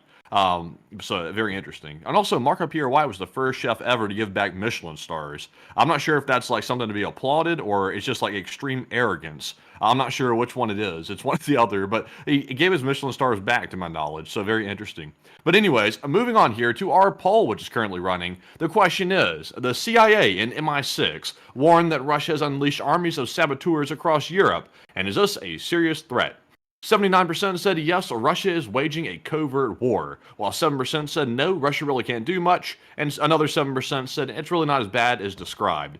And I would personally say that the way Russia is currently operating is they are waging a covert war in the background. We get to see and hear some of it sometimes. Like, for example, when we see NATO bases going lockdown, that's some of the stuff bubbling up to the surface where the public can see it. And also, I'm sure there are plenty of other incidents that happen that Russia sabotages something, and it looks like maybe an innocent like occurrence, and it's probably actually sabotage. But the European countries nor the U.S. want to tell anybody about it because it makes it look like our security isn't very good.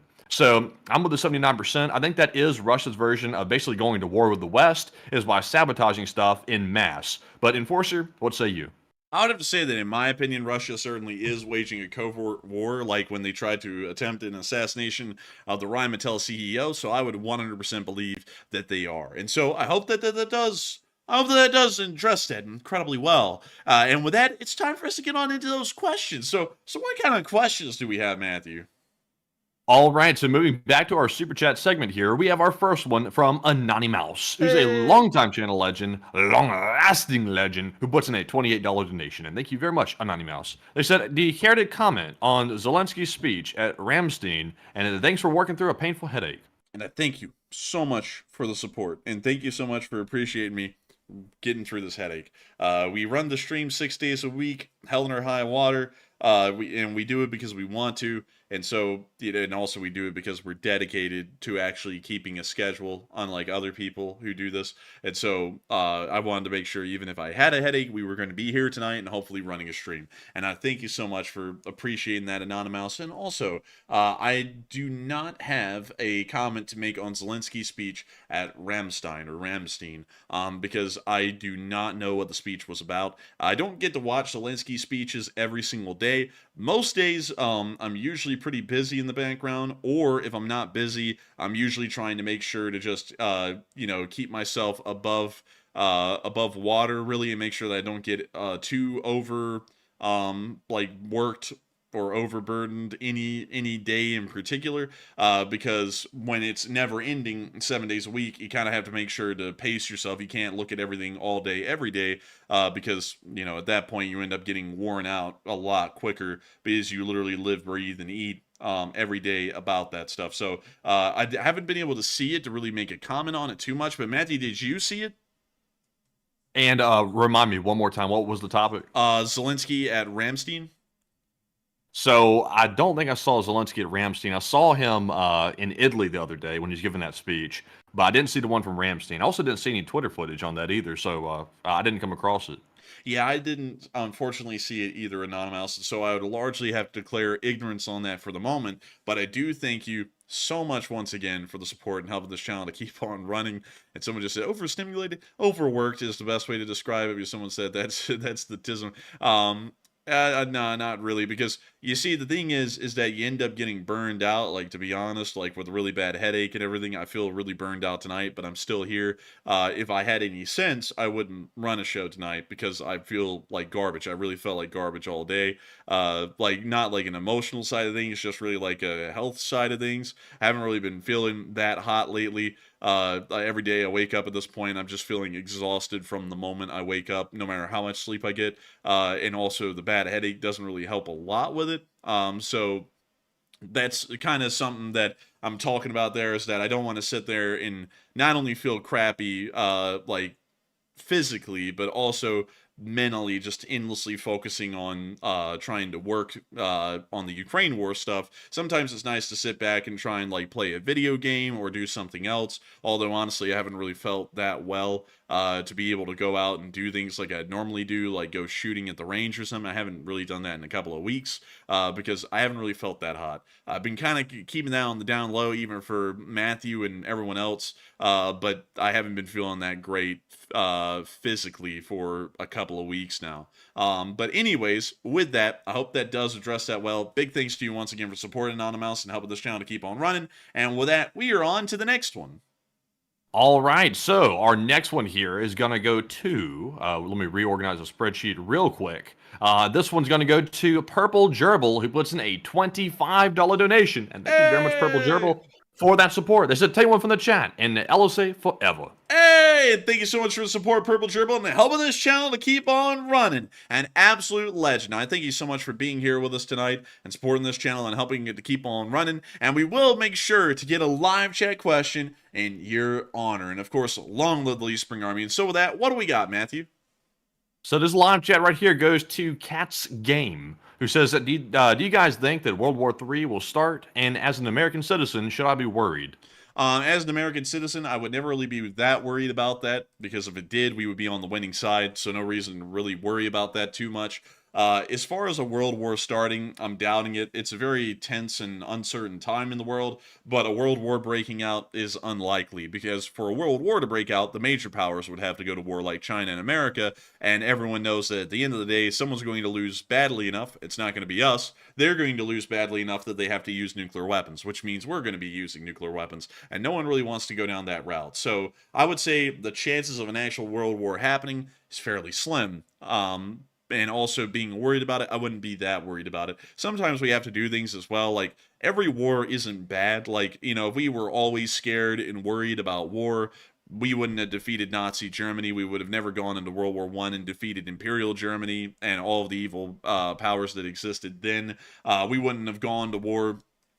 Well, actually, yeah, we wouldn't have gone to war with the Confederate States and ended up beating them, so that way America could end up coming out of it for the better at the end of it all. We wouldn't have done any of that stuff if we were always scared of fighting a war. Some wars are actually necessary. They're good, at least in the terms of the consequences that will come from the war, not necessarily fighting the war itself, but what you get out of it. But with that, I hope that does address that fairly well, at least in my opinion. And I thank you so much once again for support and helping this channel to keep on running, Purple Troll. Because if it wasn't for folks like you, we wouldn't be able to get interesting live chats like that. And so with that, we are on to the next one. All right, and our next one here is going to go to GunFox61. We actually have 2 of them from GunFox, and huge shout out to you for that support. 2 $20 donations, that is. And his first one, he says 1822, Brazil independence. 1940, bombing of London. And then there is the Thing, the LVTP-5 landing vehicle, tracked personnel 5. Also 1833, United States nicknamed Uncle Sam. 1977, the U.S. agrees to transfer Panama Canal to Panama. And also, September 8th, 1943, the Italian surrender is announced And also, 1941, the siege of Leningrad begins Cito. And then in 1954, German airship hits central London. And in 1915, I'm not sure what happened in 1915, but 1781, battle begins at Eutaw Springs, South Carolina. And question from the chat. Also, man, you read reverse. Cito established 1954. German airship hit central London in 1915, and then in 1781, battle begins at Eutaw Springs, South Carolina. But beyond that, I got to thank you so much for the support. I was also seeing that at the beginning, Matthew, the way you read it, but while you were reading it, I was like, wait a minute, I think that's the other way around. And then I read it, and I was like, okay, that makes a lot more sense. But with that, I got to thank you so much for the support tonight, GunFox61, and helping this channel to keep on running. And once again, throwing in the day in history super chats. I really like these. I think they're incredibly cool. And also, it is... Let me go pull up that vehicle. Sadly, I'm not going to lie, I feel so bad tonight. I don't really think I can go through all of them and look at every single one of them. I do thank you so much for throwing them in, though. But Matthew and me have actually seen this vehicle because it's in Mobile, Alabama at the Alabama Battleship Museum. It's this thing. Yeah, we have seen that, by the way. Were we able to go in it or just look at the outside? Just look at the outside. We couldn't go in the thing, but it's really weird. Yeah, it is strange. Yeah, it's very strange indeed. And how many of these things exist? Let's see. In service, some 1,100 units were produced. Dang, there was actually a lot of these. You know, Matthew, they kind of have like a Fallout-ish look to them, really. Yeah, a little bit. It kind of has that, like, I don't know what they called the carrier. It was a personnel carrier in Fallout, but it looks very similar. It needs to be a little taller, though, to be the one in Fallout. I would say, though, man, that's actually pretty close. Like, this thing really does look like it would, in fact, be some kind of a, like, Fallout 4 APC or something like that. Pretty cool, though. But also, another cool thing that I can show y'all right here is that this is actually a Republic of China Marine Corps version of the LHTH. The LV, whatever the hell this thing is the amphibious landing vehicle. But if I zoom in here on the side, you can actually see that the Taiwan Marine symbol actually shows the Republic of China by its actual original declared borders, which includes Mongolia and the entirety of mainland China. Just in case you all are wondering, is Taiwan really like Taiwan? No, usually back in the day, Taiwan considered all of China to be theirs. And that's also included on the Taiwan Marine Corps symbol, like you can see right there. Once again, proof of that being a thing. But But beyond that, I got to thank you so much once again for sharing all of that with us, GunFox61, and supporting this channel and helping it to keep on running. Because if it was not for folks like you, we wouldn't be able to be here day in and day out, keeping this thing running, keeping this thing rolling. And I got to thank you so much once again for throwing in those days in history as well, because that is incredibly cool. And so with that, thank you so much once again, and we are on to the next one. All right, in our next super chat here is going to go to Max Little, who puts in a $20 donation. And thank you very much, Max. They said if we, damn man, they said, Max said, if we ever want to send you guys a personal message, how can we do that? And I sent a message on Patreon. And do you get a lot of messages there? And I love the stream too. And I thank you so much for the support and helping this channel to keep on running, Max. And I am sorry if I have not gotten to your message yet on Patreon. I think the last time I was able to get to the messages was a few days ago, if I'm remembering correctly. So I'll have to go back through and try and answer them again. I'm very sorry about that, because usually I try and get to them every few days, so that way I can build them up and then knock them all out as one little group. But I seem to have missed yours, and I'm sorry about that. I'm terribly sorry about that. But I thank you for joining us on Patreon, though, and supporting the channel and helping it to keep on running. And that is a pretty good way to reach out. It's just that I don't get to those as often as we do elsewhere. Like Twitter, for example, which Matthew usually gets to that every day because well, he's on Twitter every day. And usually I get the Discord messages the day that they're put out, most times, unless if it's getting a little bit busy. And things have been a little bit busy behind the scenes lately, because most of my time here of late has actually been spent trying to come up with a thumbnail for the China-Taiwan video that should be coming out soon. It's also been spent trying to talk to video editors and also composers. The composer has been taking up probably the most time in the background right now, because trying to get that ironed down to be exactly correct, and then also try and get an orchestra hired to be able to actually make a rendition of that. That's actually taking more time than I ever thought it would. It's actually ending up being a little bit too much, but still, I have to get it done. We have to knock it out, because it's going to be incredibly cool when it is done. But I will make sure to try and get to answering those Patreon messages tonight, if I can, if I'm not going to bed right after this, because the headache is unbearable. But still, thank you so much once again for support. I hope that does address that incredibly well. And with that, we are on to the next one. All right, and real quick, returning back to GunFox61 Super Chat. He did ask for a question from the chat, and we forgot to grab it, so we'll grab it right now. And GunFox, your live chat sponsorship goes to Andrew Honeycutt, who says, has the Kursk offensive not demonstrated how weak the Russian military is?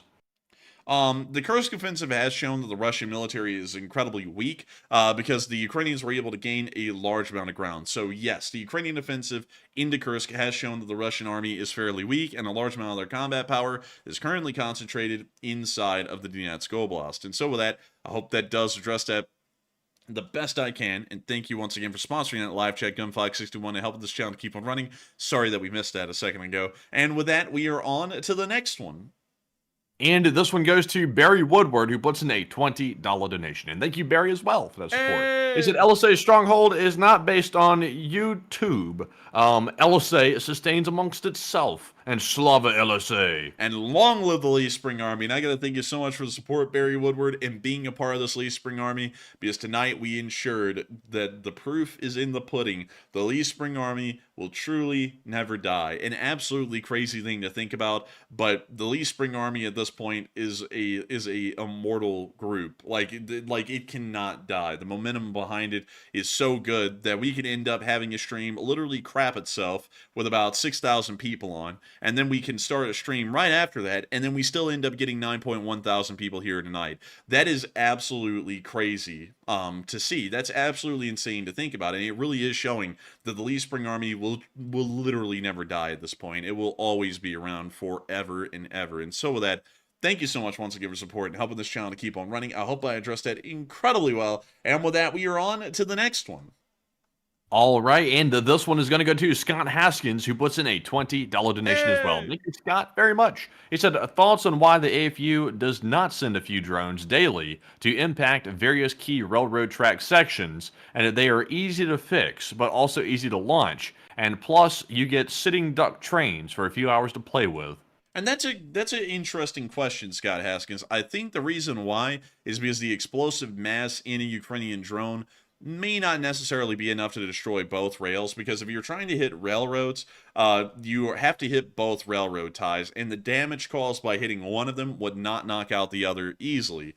So that's kind of one of the issues. Also, another issue is that if you blow up a railroad tie, it actually might fix a problem, because the way railroad ties are made, well, the way railroad tracks are made, let me see here, diagram of a railroad track. Let me see if I can show this here. So let's see here. So this is probably the best one that I can show right here. Oh, come on, hurry it up. Oh, there we go. So this is probably the best I can show. Actually, this is a very low quality. Let me see if I can get something better. So this is a joint right here, and this is where the rails are joined together and then fastened to each other, so that way they don't end up coming apart while a train's traveling over it. But if a drone was to hit, say, a little bit further up where the rail is solid on one side and ended up actually blowing it up, what's kind of crazy is that these rail joints allow for the rails to expand and contract as needed a little bit, but there's a point where it'll get hot enough that eventually there will be what's called a buckle, where the rail will literally just pop out of the joint, and then they'll have to come and replace the rail. That doesn't happen that much. It happens every once in a while, though, and that's why railroad inspections are required down the tracks here and there to make sure their condition is good. But beyond that, if a drone hit one railroad, like rail, better yet, on one side of the track, and ended up blowing up maybe a couple of inch wide section in it, the track, if it's hot, like if the temperature is hot in that area, the little segment may get blown away, and there's such a small gap in the rail that it actually doesn't derail the train. It could actually pass over probably without much of an issue, and then the railroad engineer would probably call and say that there was a problem with the rail, and then they close the line or they divert them elsewhere. And there actually is a pretty decent amount of diversions that can be made that would pretty much make this kind of damage insignificant of a sort. The better thing to do is to try and go after signal boxes, because technologically those take a lot more to repair and replace. So that would be my best answer to this. It seems like a good idea, but the rails are actually a little bit more resilient. That would make that a little bit more difficult to do. And so I hope that does address that fairly well. And also I see Tesla saying, no more joints, not for the last 20 years anyways. I can promise you that in America, there are still joints. Like, I don't know about Europe, but here in the United States, there will always be a never-ending amount of joints. I will take y'all to the Norris yard here in this part of Alabama, and I will drop y'all down on the road, and hopefully the road quality of the camera is good enough. You can actually see the joints. So, let's see here. Where is a joint? Let's see, are they further down? Let's see, I can't see any right here. Huh. Well, I'd be dipped. Because I've been around railroads enough over like just the past year or two to be able to see them. And oh, here we go. Here's an actual joint right there. You can actually see some joints on these switches that head into Norris Yard, but there's a couple of joints right there that hold the rails together. And you can't really see it too well, and hopefully I can kind of show here. My mouse cursor, where it's moving right there, you can actually see the area where the rails are joined. And there's a little bit of a gap in between them. That's actually what creates the sound. Like when y'all hear railroad trains passing by, at least here in America, and they pass by and you hear that click, click, click, click, click, click, click, click. That's actually coming from the running wheels of the freight cars passing over that little gap in the rails. That's what actually makes that noise. Because beyond that, there wouldn't really be that much noise. You would just hear the noise of the train passing by, but you wouldn't hear that click, click, click, click sound as the wheels passed over that gap in the rail.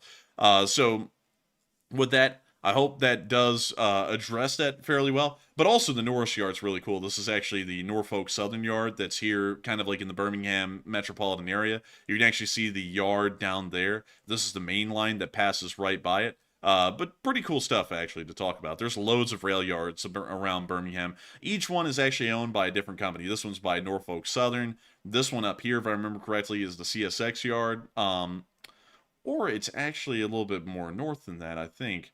And let's see, there's a BNSF yard around here somewhere too. or at least BNSF provide some sort of a service into Birmingham. I don't know if they own the yard. I think it's maybe an interchange, but BNSF brings stuff to the interchange for Norfolk Southern or CSX, one or the other. But still, pretty interesting stuff about the rails. And so with that, I hope that does address that fairly well, at least from my knowledge of the railroad. And I'm not an expert, but that's what I would understand. And let's see. I hope that does address it well. Also, Squish said, joined to a rail fanning tangent peak enforcer. And thank you so much for the support. And thank you for saying that that's peak enforcer. You know it's peak enforcer. And so with that, we are on to the next one. But the big thanks once again. Yes, indeed. And up next, holy cow, we've got a $200 donation from Toadman the First, a channel legend, the largest super chat of the night. Massive support, and thank you very much, Toadman, for that humongous support. Toadman's always supporting the channel, and we really do appreciate it. And Toadman says, I was late today, and I hope you're both having a splendid evening. And I don't have any questions, but take one from the chat. Long live the LSA, and the glory to Ukraine. And I gotta say, a massive thanks to you, Toadman the First, for that unbelievable support and helping this channel to keep on running.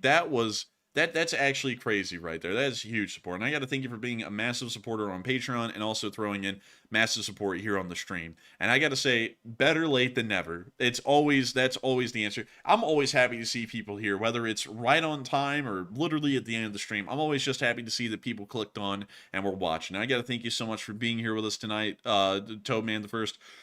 Better late than never. And I also got to thank you so much for having some kind words to throw in. And of course, long live the Lee Spring Army. And also, we are having a pretty good evening. We actually, crazily enough, Toadman, ran into some really crazy problem at the start of the stream. We actually got DDoS so badly, we both got thrown off the internet and the stream got ended. Like, it got killed in the first 17 minutes and we had to restart it. And also, I'm having...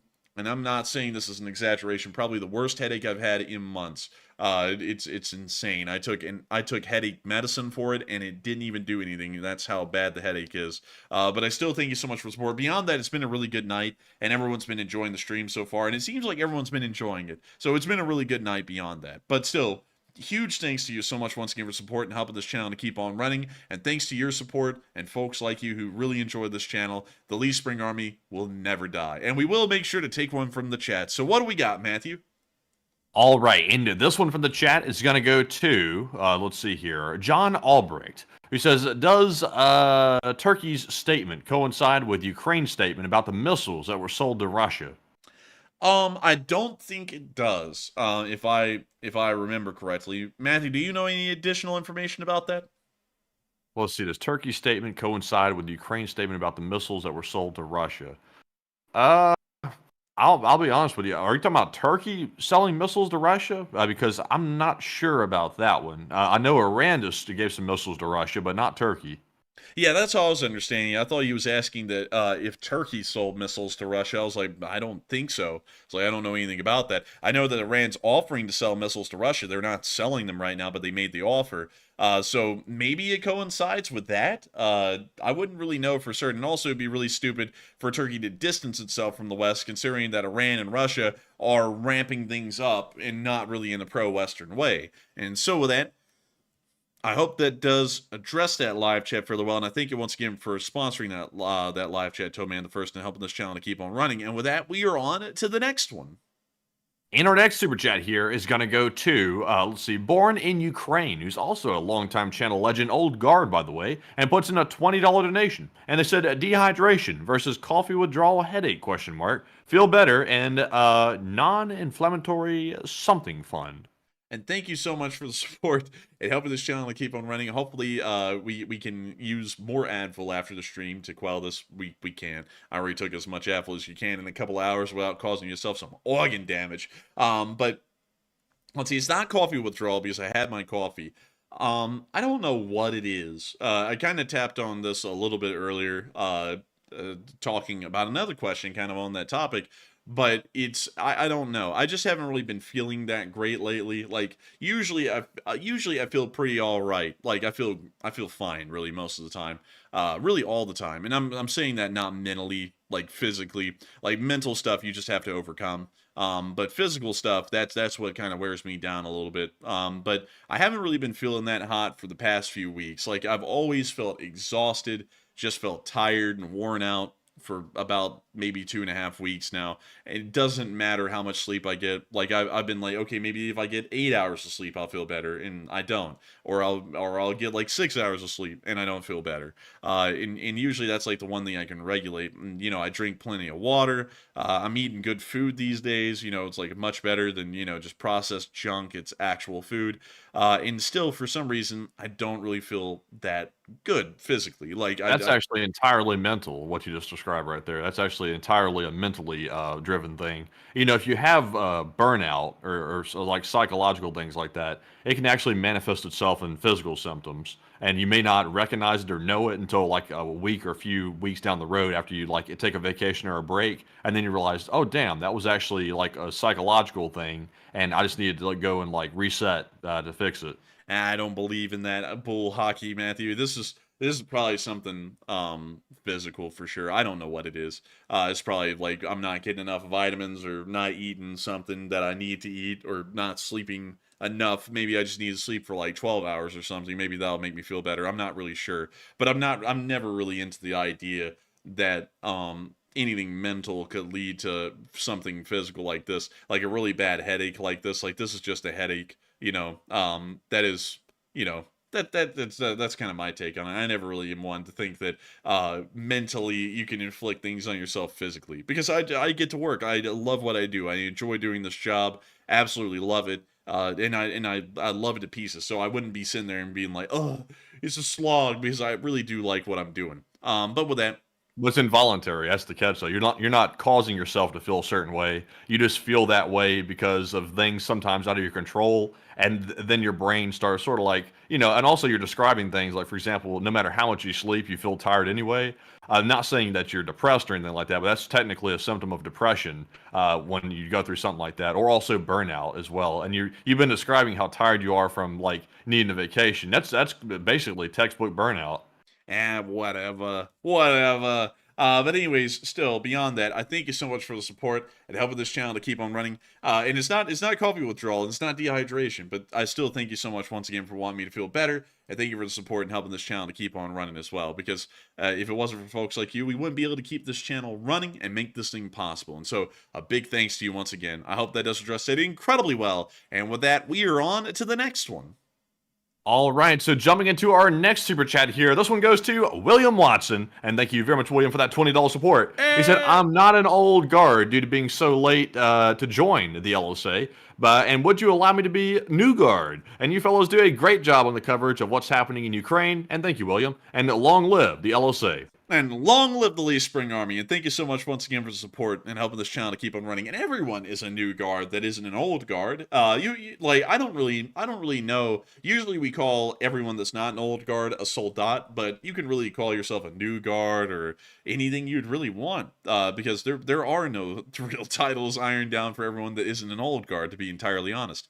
But I still have to say, thank you so much once again for the support and helping this channel to keep on running, because if it wasn't for folks like you, we wouldn't be able to make this thing possible. We wouldn't be able to keep this thing running. And so, thank you so much once again. And I hope I was able to answer that fairly well. And thank you so much for the kind words on top of that. And with that, we are on to the next one.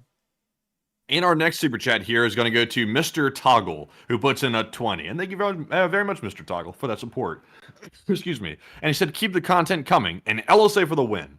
And LSA for the win! And thank you so much for the support and helping this channel to keep on running. And thank you so much for wanting to keep the content coming. We're going to make sure to keep it coming on in and coming in hot and fresh, for that matter. And also, one thing that's crazy today, just to share this with all of y'all, we actually put out a short war summary the first time in like 11 days. And crazily enough, I'm actually shocked by this. It's ended up getting up to about 168,000 views, and it looks like it's going to end up getting a little over 200 or so thousand views by the time it's over, which is crazy because I didn't really expect it to do that well. It looked like it wasn't going to do good at all today, and then it's ending up doing surprisingly well. I still consider it a failure. I was actually telling that to Matthew before the show, because when we make videos, we generally want as many people to watch them as possible. And nowadays, I consider my standard to be, if it gets over 250,000 views, I consider that to be good. If it gets below that, I consider it not to be good, or in my mind, I largely consider it to be a failure. So while it's good, I still think there's room for improvement, and hopefully we will be able to do even better and hopefully get a lot more people to watch the news.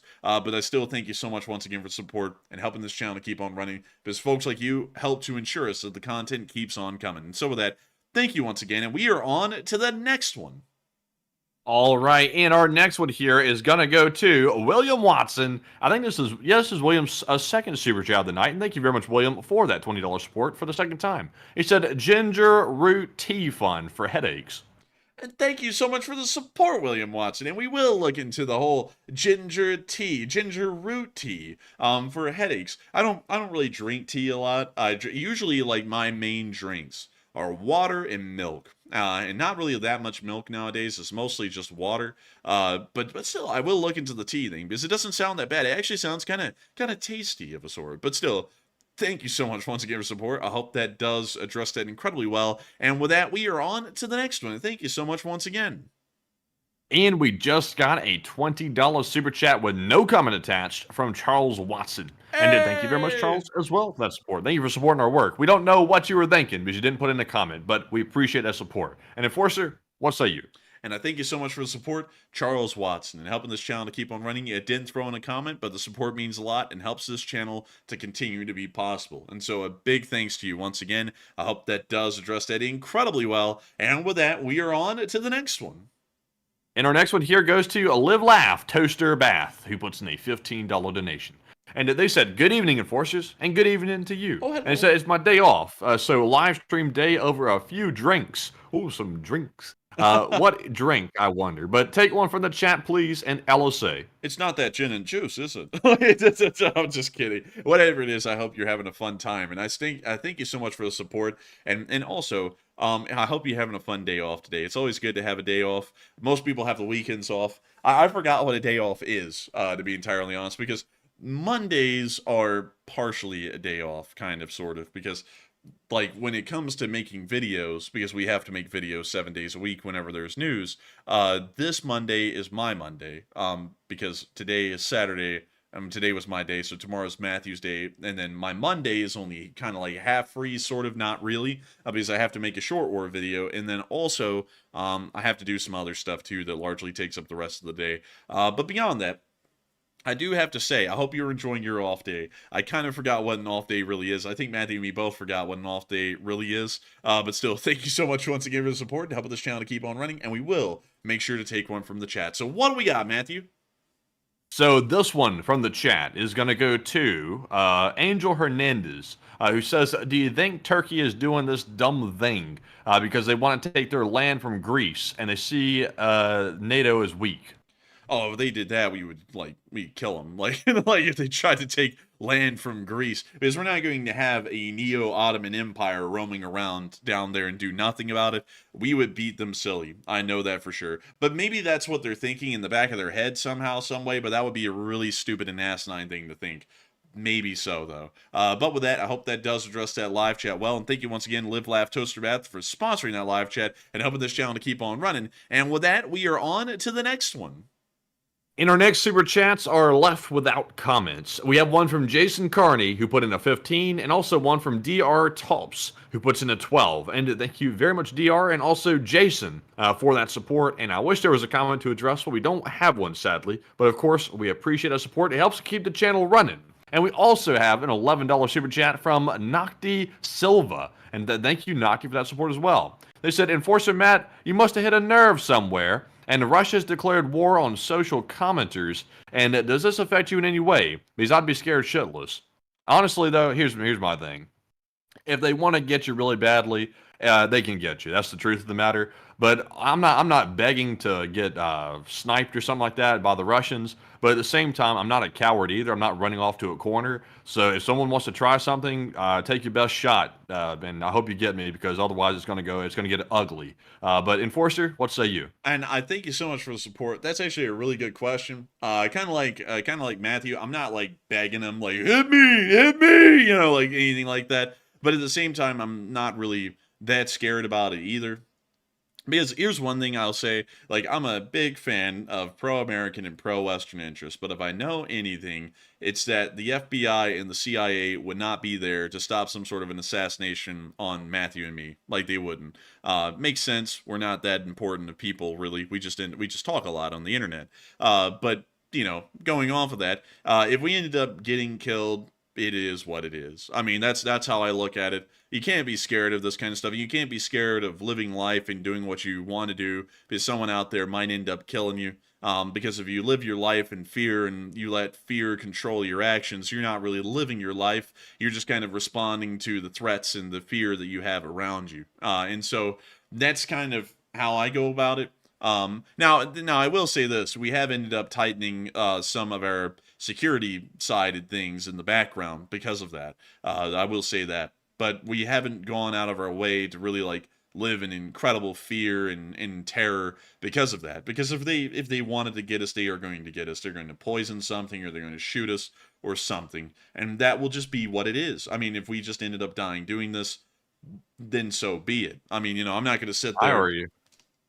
I already had unhealthy paranoia before any of this, before we learned that we were on a Russian hit list. I already had that, so it didn't change anything for me. I just kept being the way I was. Like I always, you know, check for stuff and make sure nothing's out of whack, just like usual, and also up in security. Lucky for me, I already was into guns. So was the enforcer. We were both into guns, and we both shot guns before. So we're not brand new to this just because the Russians suddenly want to get us. It's something we've always done. And also, being from the backwoods of Alabama and stuff, you pick up certain skills because it's the backwoods of Alabama. So it's not like we're just homeschooled much or something like that. We've been around the block a little bit, not a lot, but a little bit. But the one thing that you really have to look out with the Russians, though, is poisonings, because that's really the way they usually kill people. It's not by sending like Spetsnaz into America to come break into your house and shoot you. It's really through some sort of like a non-contact form, like a poison being transported in a box, like anthrax or something like that. That's usually the way that they get people. But you know, that is what it is. I mean, we ended up dying. It is what it is. I'm not really that affected by it. I mean, if I died at this point, I've really accomplished everything I wanted to accomplish. You know, of course, like there's some other things down the road, but at this point in life, like for the time that I'm living right now at this age, I've accomplished far more than I ever thought I would. So if I ended up dying, I'd die pretty happy with what I did. Not, you know, sitting there going, oh, please, you know, because like, what am I going to do? I'm going to sit there and beg the Russians, oh, please don't kill me. I'll end up betraying everything I am and everything that I care about just so that way I can live. It's like there's no point in living anymore at that point because you're completely broken as a person. Rather die at that point. So until they put you on that waterboard. No, I mean, like, the way they would get it, they're not putting us in a waterboard, man, in Alabama. They're just killing us. Like, if that happened, we're dying. Like, that's it. There's no waterboarding. There's no kidnapping. We're just straight up dead. So it's like, if I'm not going to sit there and beg for my life or anything if that's what they would want us to do. If they ended up poisoning us or shooting us or whatever, that is what it is. I mean, you know, I'm not going to be waiting and just wishing like, oh yeah, bring it on. But I'm also not going to be begging for my life either because I haven't done anything wrong. I've been an American through and through, supporting this nation's interest and supporting our cause around the globe. And if that ended up making us a target to the point we actually ended up getting killed, I hope people view us more as a martyr for the American cause and the Western cause than some sort of unfortunate victims to cry and moan about. And oh, they were so young. Like, nah, I'm not into that, any of that. But with that, I hope that does address that the best I can, at least in my opinion. It's a little scary, sure, but it's not that scary to me. But still, thank you once again. And with that, we are on to the next one. All right, and we have another super chat from Charles Watson again. This is the second one, and thank you very much, Charles, for the second $20 support. He said, I'm your 97th subscriber and have appreciated you and Matt's insights. He said, exercise, diet, and sleep. Get those straight in order to perform at your full potential. And if you have children, they'll be called Little Enforcers and LLT, LOC. And thank you, Charles, for the kind words as well. It's very kind of you. And thank you so much for the kind words as well, Charles Watson. And I gotta say, thank you for appreciating the insights, and also thank you for being the 97th subscriber. You were here, like within the first days of the war, probably within the first 2 to 3 days, probably. But also, exercise, diet, and sleep, get those straight in order to perform at your full potential. That sounds right, doesn't it? But the thing is that I actually was walking pretty regularly, several miles a day. It was about 2 miles a day every day for about 2 months. But the problem is that I actually ended up getting more tired walking than anything. Like, it just started ending up exhausting me. Like, I get on the stream and I'd be completely out of energy. And that's honestly where I feel like it kind of started to begin. Like, where I just felt like I started to have, like, not really that much energy and I wasn't really feeling that great, was about the time that I stopped walking. I stopped walking because I was like, I'm actually not feeling any better. I'm starting to feel worse. So better not do that. And so then, like, the whole diet thing was a focus. I was like, maybe I'm not eating enough. So then I started eating a little bit more, and that really didn't make me feel any better either. And so then I started eating less, and that didn't really make me feel much better either. And so then I started messing around with the sleep side of things, because you got to mess with them one variable at a time. And the sleep thing didn't really help out that much either. So that sounds really sound. It really does, actually. And that's what I was thinking, and that's what I started to work through. But I haven't really seen anything fix it yet. So hopefully we can find something eventually. But still, if we did have children, they'd be called mini enforcers or something like that. I'm not really sure. Maybe they would just be called enforcers. I don't really know. But still, thank you so much once again for the support and helping this channel to keep on running, because if it wasn't for folks like you, we wouldn't be able to keep this channel running. And with that, thank you so much once again, and we are on to the next one. If I had kids right now, I wouldn't call them enforcers. I would call them video editors. I would have them on the computer going, go, go, gaga. Cut and paste, cut and paste. Now export. I'll be teaching them all the tricks. I need some help around here, man. We don't have any employees. It's just me and the enforcer doing everything. So we do it all on our own. So if we had a couple of helpers, I mean, that might be a good thing. But anyways, jumping here into our next super chat, we have an $11 super chat from Enforcer Dog Jaya. I think that's a name change, by the way. Thank you very much for that support. They said, YouTube keeps glitching out with my super chats, but if the enforcers don't give up, neither do I. And long live the LSA and the best stream on YouTube. And thank you so much for the support. Enforcer Dog Jaya, she changed the name. I like that. Oh man, they're the Enforcer's dogs. That's what the name change is about. And I gotta say, thank you for the support, helping the channel to keep on running. And thank you for not giving up on the support side of things. It helps us keep this channel running. It's how we make a living doing this. And I got to thank you for not giving up, because we don't give up. We never try to give up unless if we have no other option. And that's very, very rare that we have no other option and we have to just not run a stream. And I thank you so much for sticking with us tonight, even with me not really being at my prime tonight. I hate to say that, but not the greatest stream we've had with the whole DDoS attack at the very beginning and the whole bad headache thing on top of that too. But I still thank you so much for sticking with it, supporting this channel, and helping it to keep on running, because if it wasn't for folks like you, we wouldn't be able to be here right now. And we wouldn't be able to be here for about 927 days. And so thank you once again. And we are on to the next one. And our next one here goes to Peter Domestihaz, who puts in a 10. He said Turkey views the buildup of U.S. bases in Greece as turning Greece into a giant U.S. base. And Erdogan has been complaining about this since 2021. And also Turkey dispute with Greece's economic zone in the seas. And Peter, that is a good point. But that is such a stupid argument for Erdogan to make, because it's like, it's turning it into a massive U.S. base. It's like, but you're in the same alliance. It's like, isn't that a good thing? You know, we're power projecting in your region. You're an ally. That's a good thing, right? That guy is stupid as hell. That's all I got to say about him. I wouldn't even spit in that guy's direction, because I honestly think that guy is probably one of the stupidest national leaders I have seen in modern days. Beats. No matter what y'all think here in America, oh, I like this president or I really hate this one with a burning passion, I think Erdogan is stupider than any U.S. president that has been in office since the year 2000. He's just the dumbest person alive, I would think, that's in this entire alliance. Now, there are stupider people. Putin is stupider than him, but you're fighting for last place down there. I mean, you're fighting for the bones out of the scraps. But still, with that, I hope that now we're going to get clapped by Erdogan's government in addition to Putin's government. Man, Erdogan's going to declare us an enemy of the state or something. But hell, man, listen, I'm not going to be reserved on this kind of stuff. This guy is absolutely stupid. He is the dumbest person alive, because you had something going, you had something good, and then you're going to end up just throwing it all to the wayside and then betraying the West. I mean, as an American, to hell with that guy. And so with that, I hope that does address that the best I can, at least in my aspect of what I think all Americans should be thinking about Erdogan at this point. And with that, we're on to the next one. But thank you once again for support and helping this channel to keep on running. Yes, indeed. And this one right here is going to go to Kid Rock 966, who puts in a 10. And thank you, Kid Rock, for that support. And he said coffee fund. And we shall put that toward the coffee fund, Kid Rock. Thank you very much. But Enforcer, what were you going to say? Amen. We're going to put that towards the coffee fund. And so with that, thank you so much once again for support. I hope that does address that incredibly well. And with that, we are on to the next one. And this one goes to Steve, who puts in a $10 donation. We actually have two from Steve. One just came in right here as well. And the first one here says, LSA Army forever. And also, F11 for full screen browser. And for future, a news ticker. Bottom line would be fire. And mental, physical fatigue is a thing and documented in military history.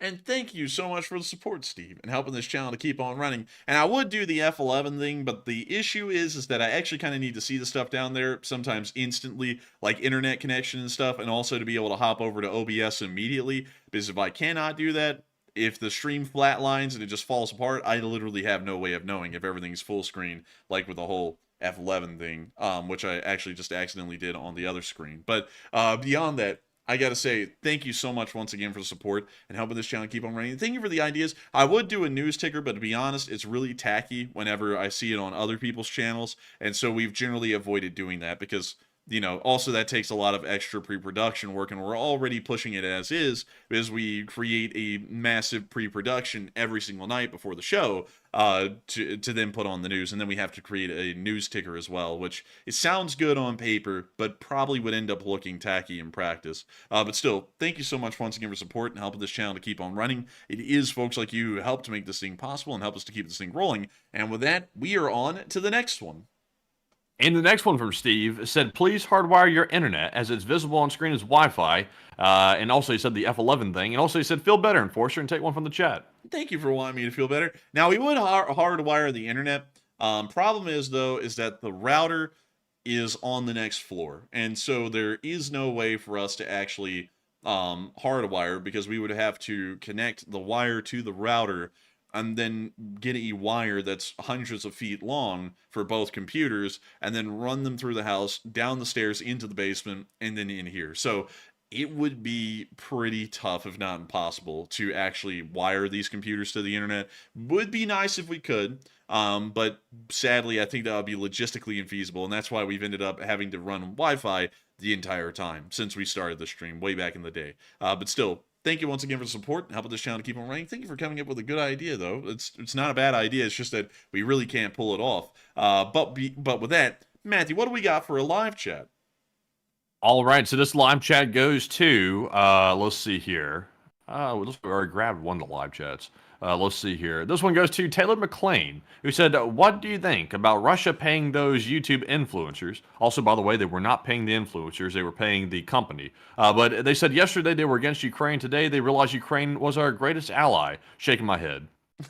Well, I would have to say, from what I understand, that's an accusation that isn't fact at this moment, and we like to assume on this channel that people are innocent until proven guilty, because while we're just two people talking, we do understand that people are going to take us sometimes at our word, and I don't want to say that someone or some group of people was guilty of something that they actually have not been found guilty for. I would like to assume that they probably didn't do anything until they actually are found guilty, and that's proven otherwise, because that's how we're largely supposed to do things in America. We're not supposed to, because that's what people understand these days, and that's how they weaponize this stuff. You can just say something about someone with no proof whatsoever and end up destroying them just by the statement. And that's what I find annoying in the world. Like, idiots like the hot dog man say, "Oh man, the enforcer's a grifter," with no proof at all, like just coming up with bullshit, and then people just believe it. Like, because people just, I guess, are programmed these days to not ever actually want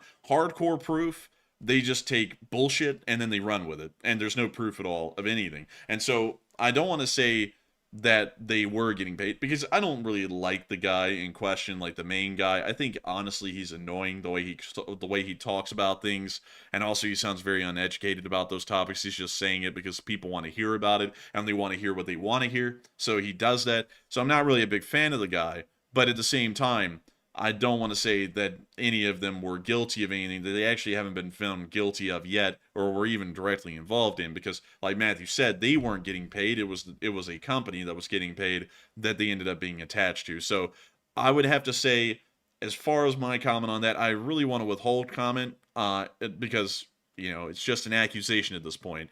That's like an accusation against this channel that can be markedly untrue, and it is markedly untrue. And then people just say, wow, I can't believe the Enforcer is that shitty. Like, it's like, we aren't.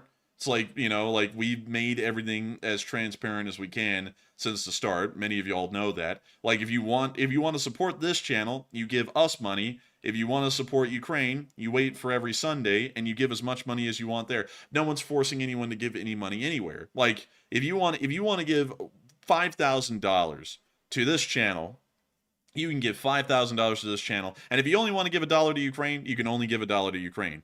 Or if you want to do it the other way around and you want to not give a single dime to this channel, you just want to show up on the fundraiser nights and throw in thousands of dollars there, you could do that too. It's your money. We give you the option of how to give your money to either us or Ukraine. It's up to you. That's how we run the channel. Some people try and sit there and lie about the channel and stuff, and then people believe that for no reason. There's no proof at all to back up what that one person says, or what other people have tried to imitate and mimic and say. It's not true at all. But it's annoying to see that people will just take an accusation and run with it without proof. And so as far as that goes, I'm not going to do that to someone else, even if I strongly disagree with pretty much everything they say and I generally dislike them. I'm not going to sit there and be unfair to someone like that, like people have been unfair to us, and say, oh, that must be entirely true, although there's no proof or evidence that's been presented at the moment. It's just an accusation. We're going to believe it to be true. So that's why I'm not really wanting to make a comment on that at the moment.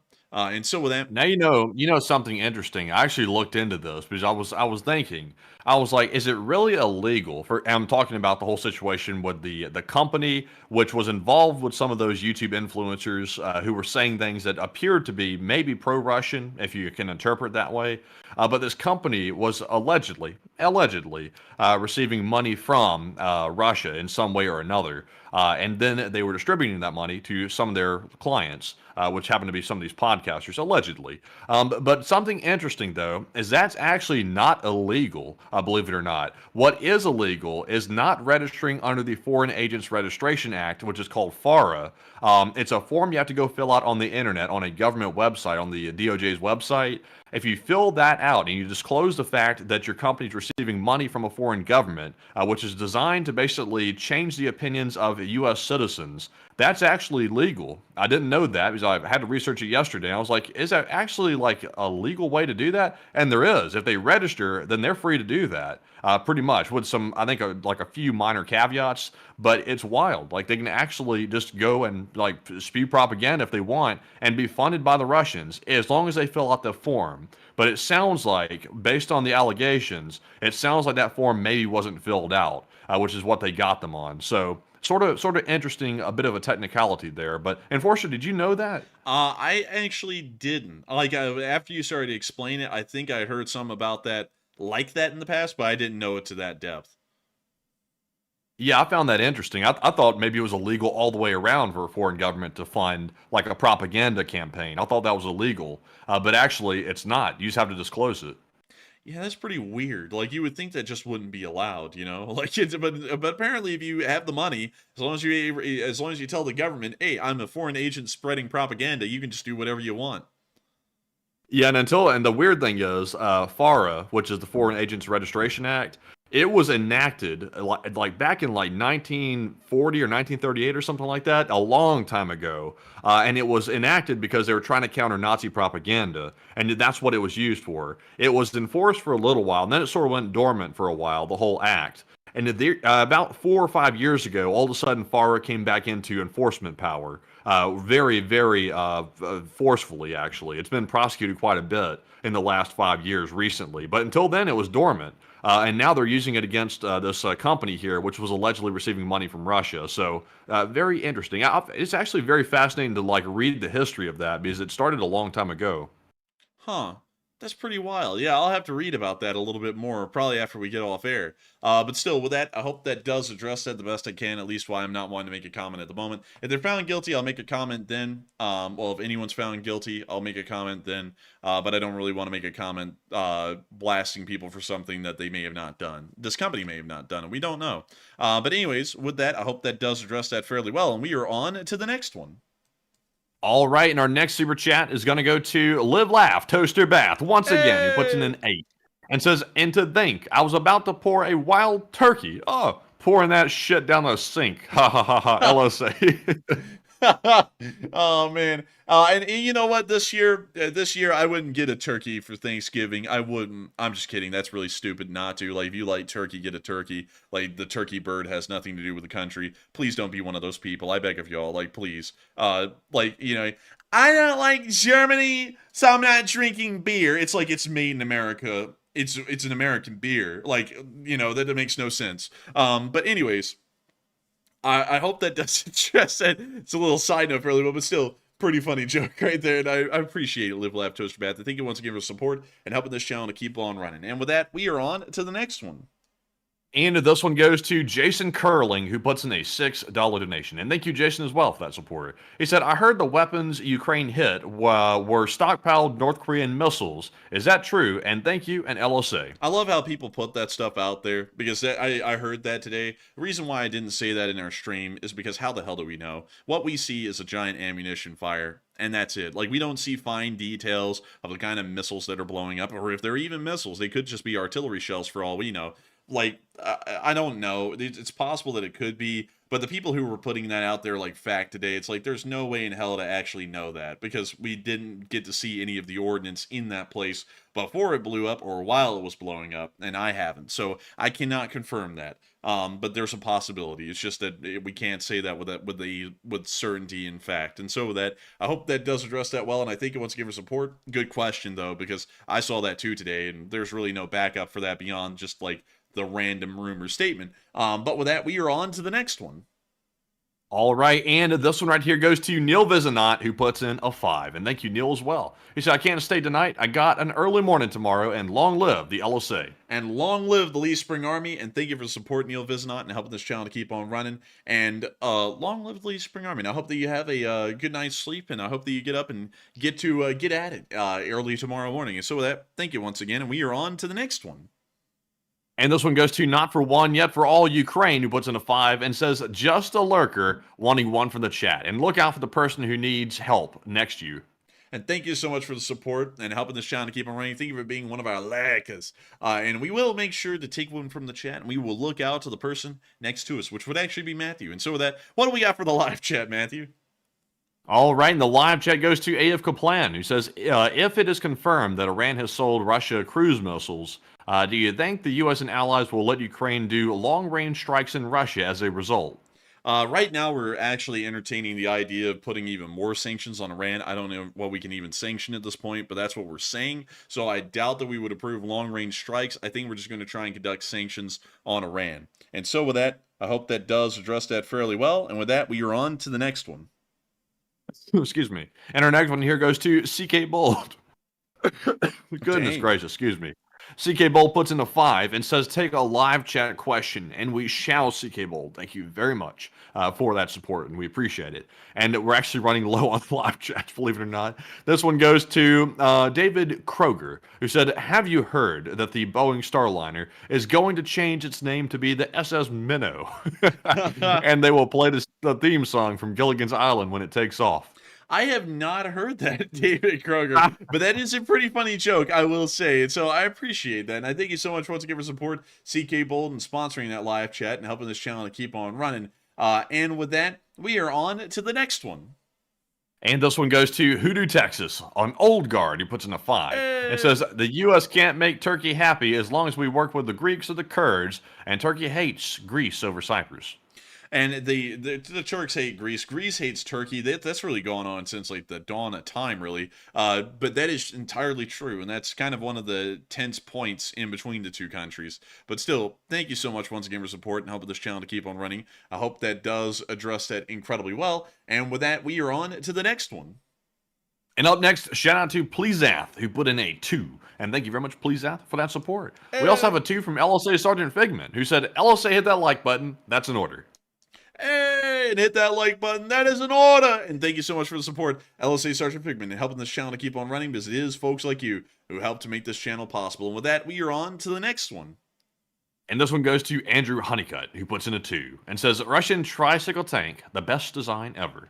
And the Russian tricycle tank, otherwise known as the Tsar tank, really is an incredible design and a beautiful machine. It's so stupid and ugly, but that is what it is. Oh my god, what Yeah, the hell is that? It's like a circus vehicle. Yeah, it was really bad. It ended up never being put into service. It was canceled. And it was underpowered and vulnerable to artillery fire. Who would have guessed? But a really, really stupid kind of a vehicle for sure. Like, I don't even know what the hell the idea was behind this thing, but it was dumb. And so with that, thank you so much once again for support. I hope that does address that incredibly well. And with that, we are on to the next one. And this one goes to Uncovered Cube, who puts in a 2, and says, for the ibuprofen fund. Hey, thank you so much for the support, and thank you for supporting the ibuprofen fund. We will make sure to try and get some more ibuprofen and help my headache hopefully go away. And so with that, thank you so much once again. I hope that does address that incredibly well. And with that, we are on to the next one. And our next one goes to the Numismaniac, who puts in a 2, and says, I served 22 years during the Cold War. Less tense. And thank you for the support. Also, thank you for serving in the armed forces during the Cold War.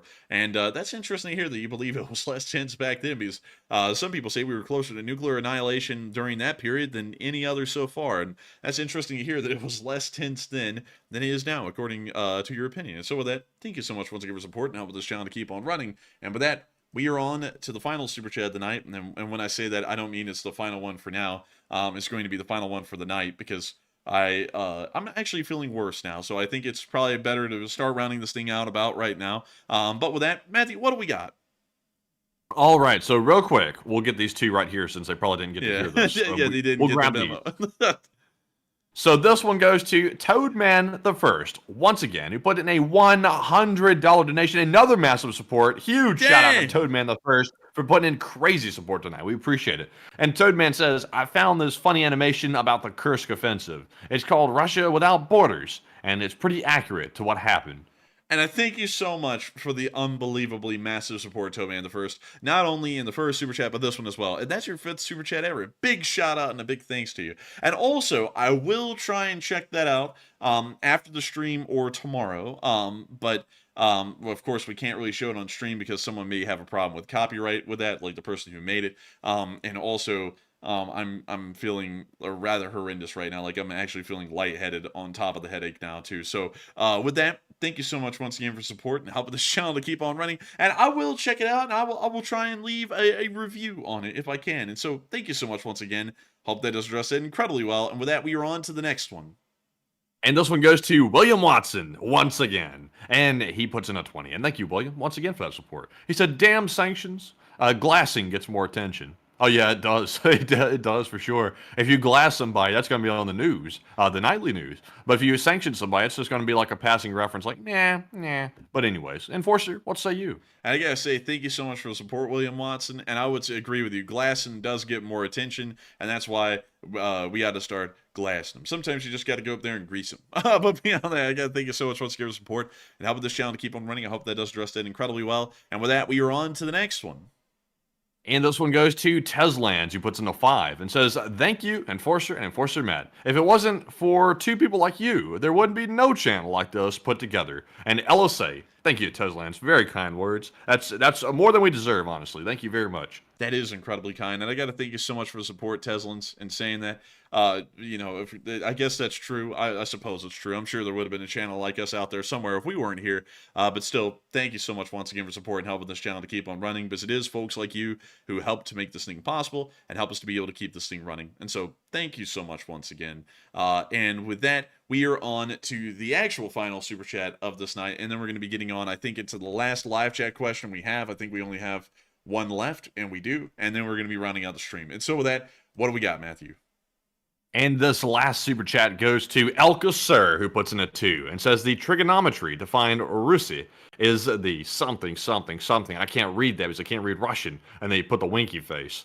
It's the Bayraktar, and it's Ukrainian, actually. But still, thank you so much for the support and helping this channel keep it running. Pretty good one, Elka Sir. And I got to thank you once again for supporting this channel and helping it to be possible, because if it wasn't for folks like you, we wouldn't be able to keep this thing running. And so thank you so much once again for your support and helping this channel to keep on keeping the wheels on for the large part. And with that, we are now moving on into the Morse code decoders, and we're also going to be moving on into the final live chat of the night. So what do we got, Matthew?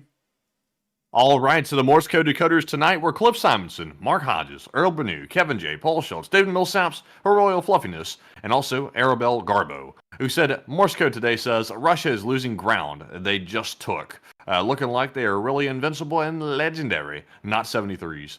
And that is the sound of money. And y'all got that dead on the nail. That was the Morse code message of the night. I gotta congratulate y'all for getting that correct on the 927th day of the war. And here's to another 927 if need be. And so a big shout out to y'all. Big congrats. And with that, we are on to the final question of the night. And so who was the lucky last person to throw in the lucky last question of the night? All right, and this one is going to go to KCB. And they said, what benefit is Turkey getting by applying for BRICS and encouraging anti-Israel alliance? Is it possible they could be a potential leader of it, and they may want the leadership for themselves?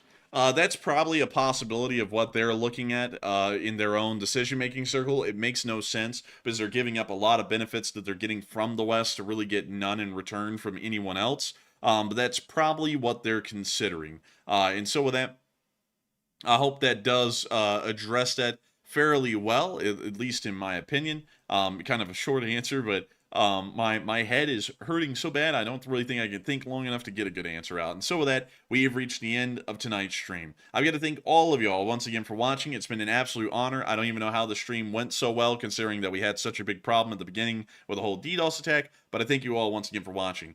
Make sure to like, comment, and subscribe, and we will see you all tomorrow at 10 p.m. Eastern Time to cover the next 24 hours of the news of the war in Ukraine, and also to run the Sunday night fundraiser. And so with that, good night, good luck, take care, stay safe, Slava Ukraini, and long live the Lee Spring Army. The Lee Spring Army will never die. And with that, good night, folks. It's another wrap on part 2 of the stream because of the lag from earlier. But we'll see you all tomorrow at 10 p.m. Eastern for the next night of war news. Also, a huge shout out to Richard Hawkins, by the way. He put in a $200 donation. Massive support. Dang. Thank you very much, Richard, for that. And he said, are you sure this is the last one? And I think it is. I think this will be the last one of the night. But thank you very much, Richard, for that very generous support. We appreciate it. And also, we appreciate everybody that's donated tonight as well, because it means a lot to us that everybody loves the stream and also feels compelled to even donate to it financially. We appreciate it very much. But with that, Slava Ukraine, Herom Slava. Be sure to join us tomorrow, and good night. And a big thanks, Richard Hawkins, by the way, once again from me. Huge thanks for the support and help with the channel to keep on running. And on that note, we really are rounding out. And so with that, good night, everyone. Long live the Lee Spring Army, and take care.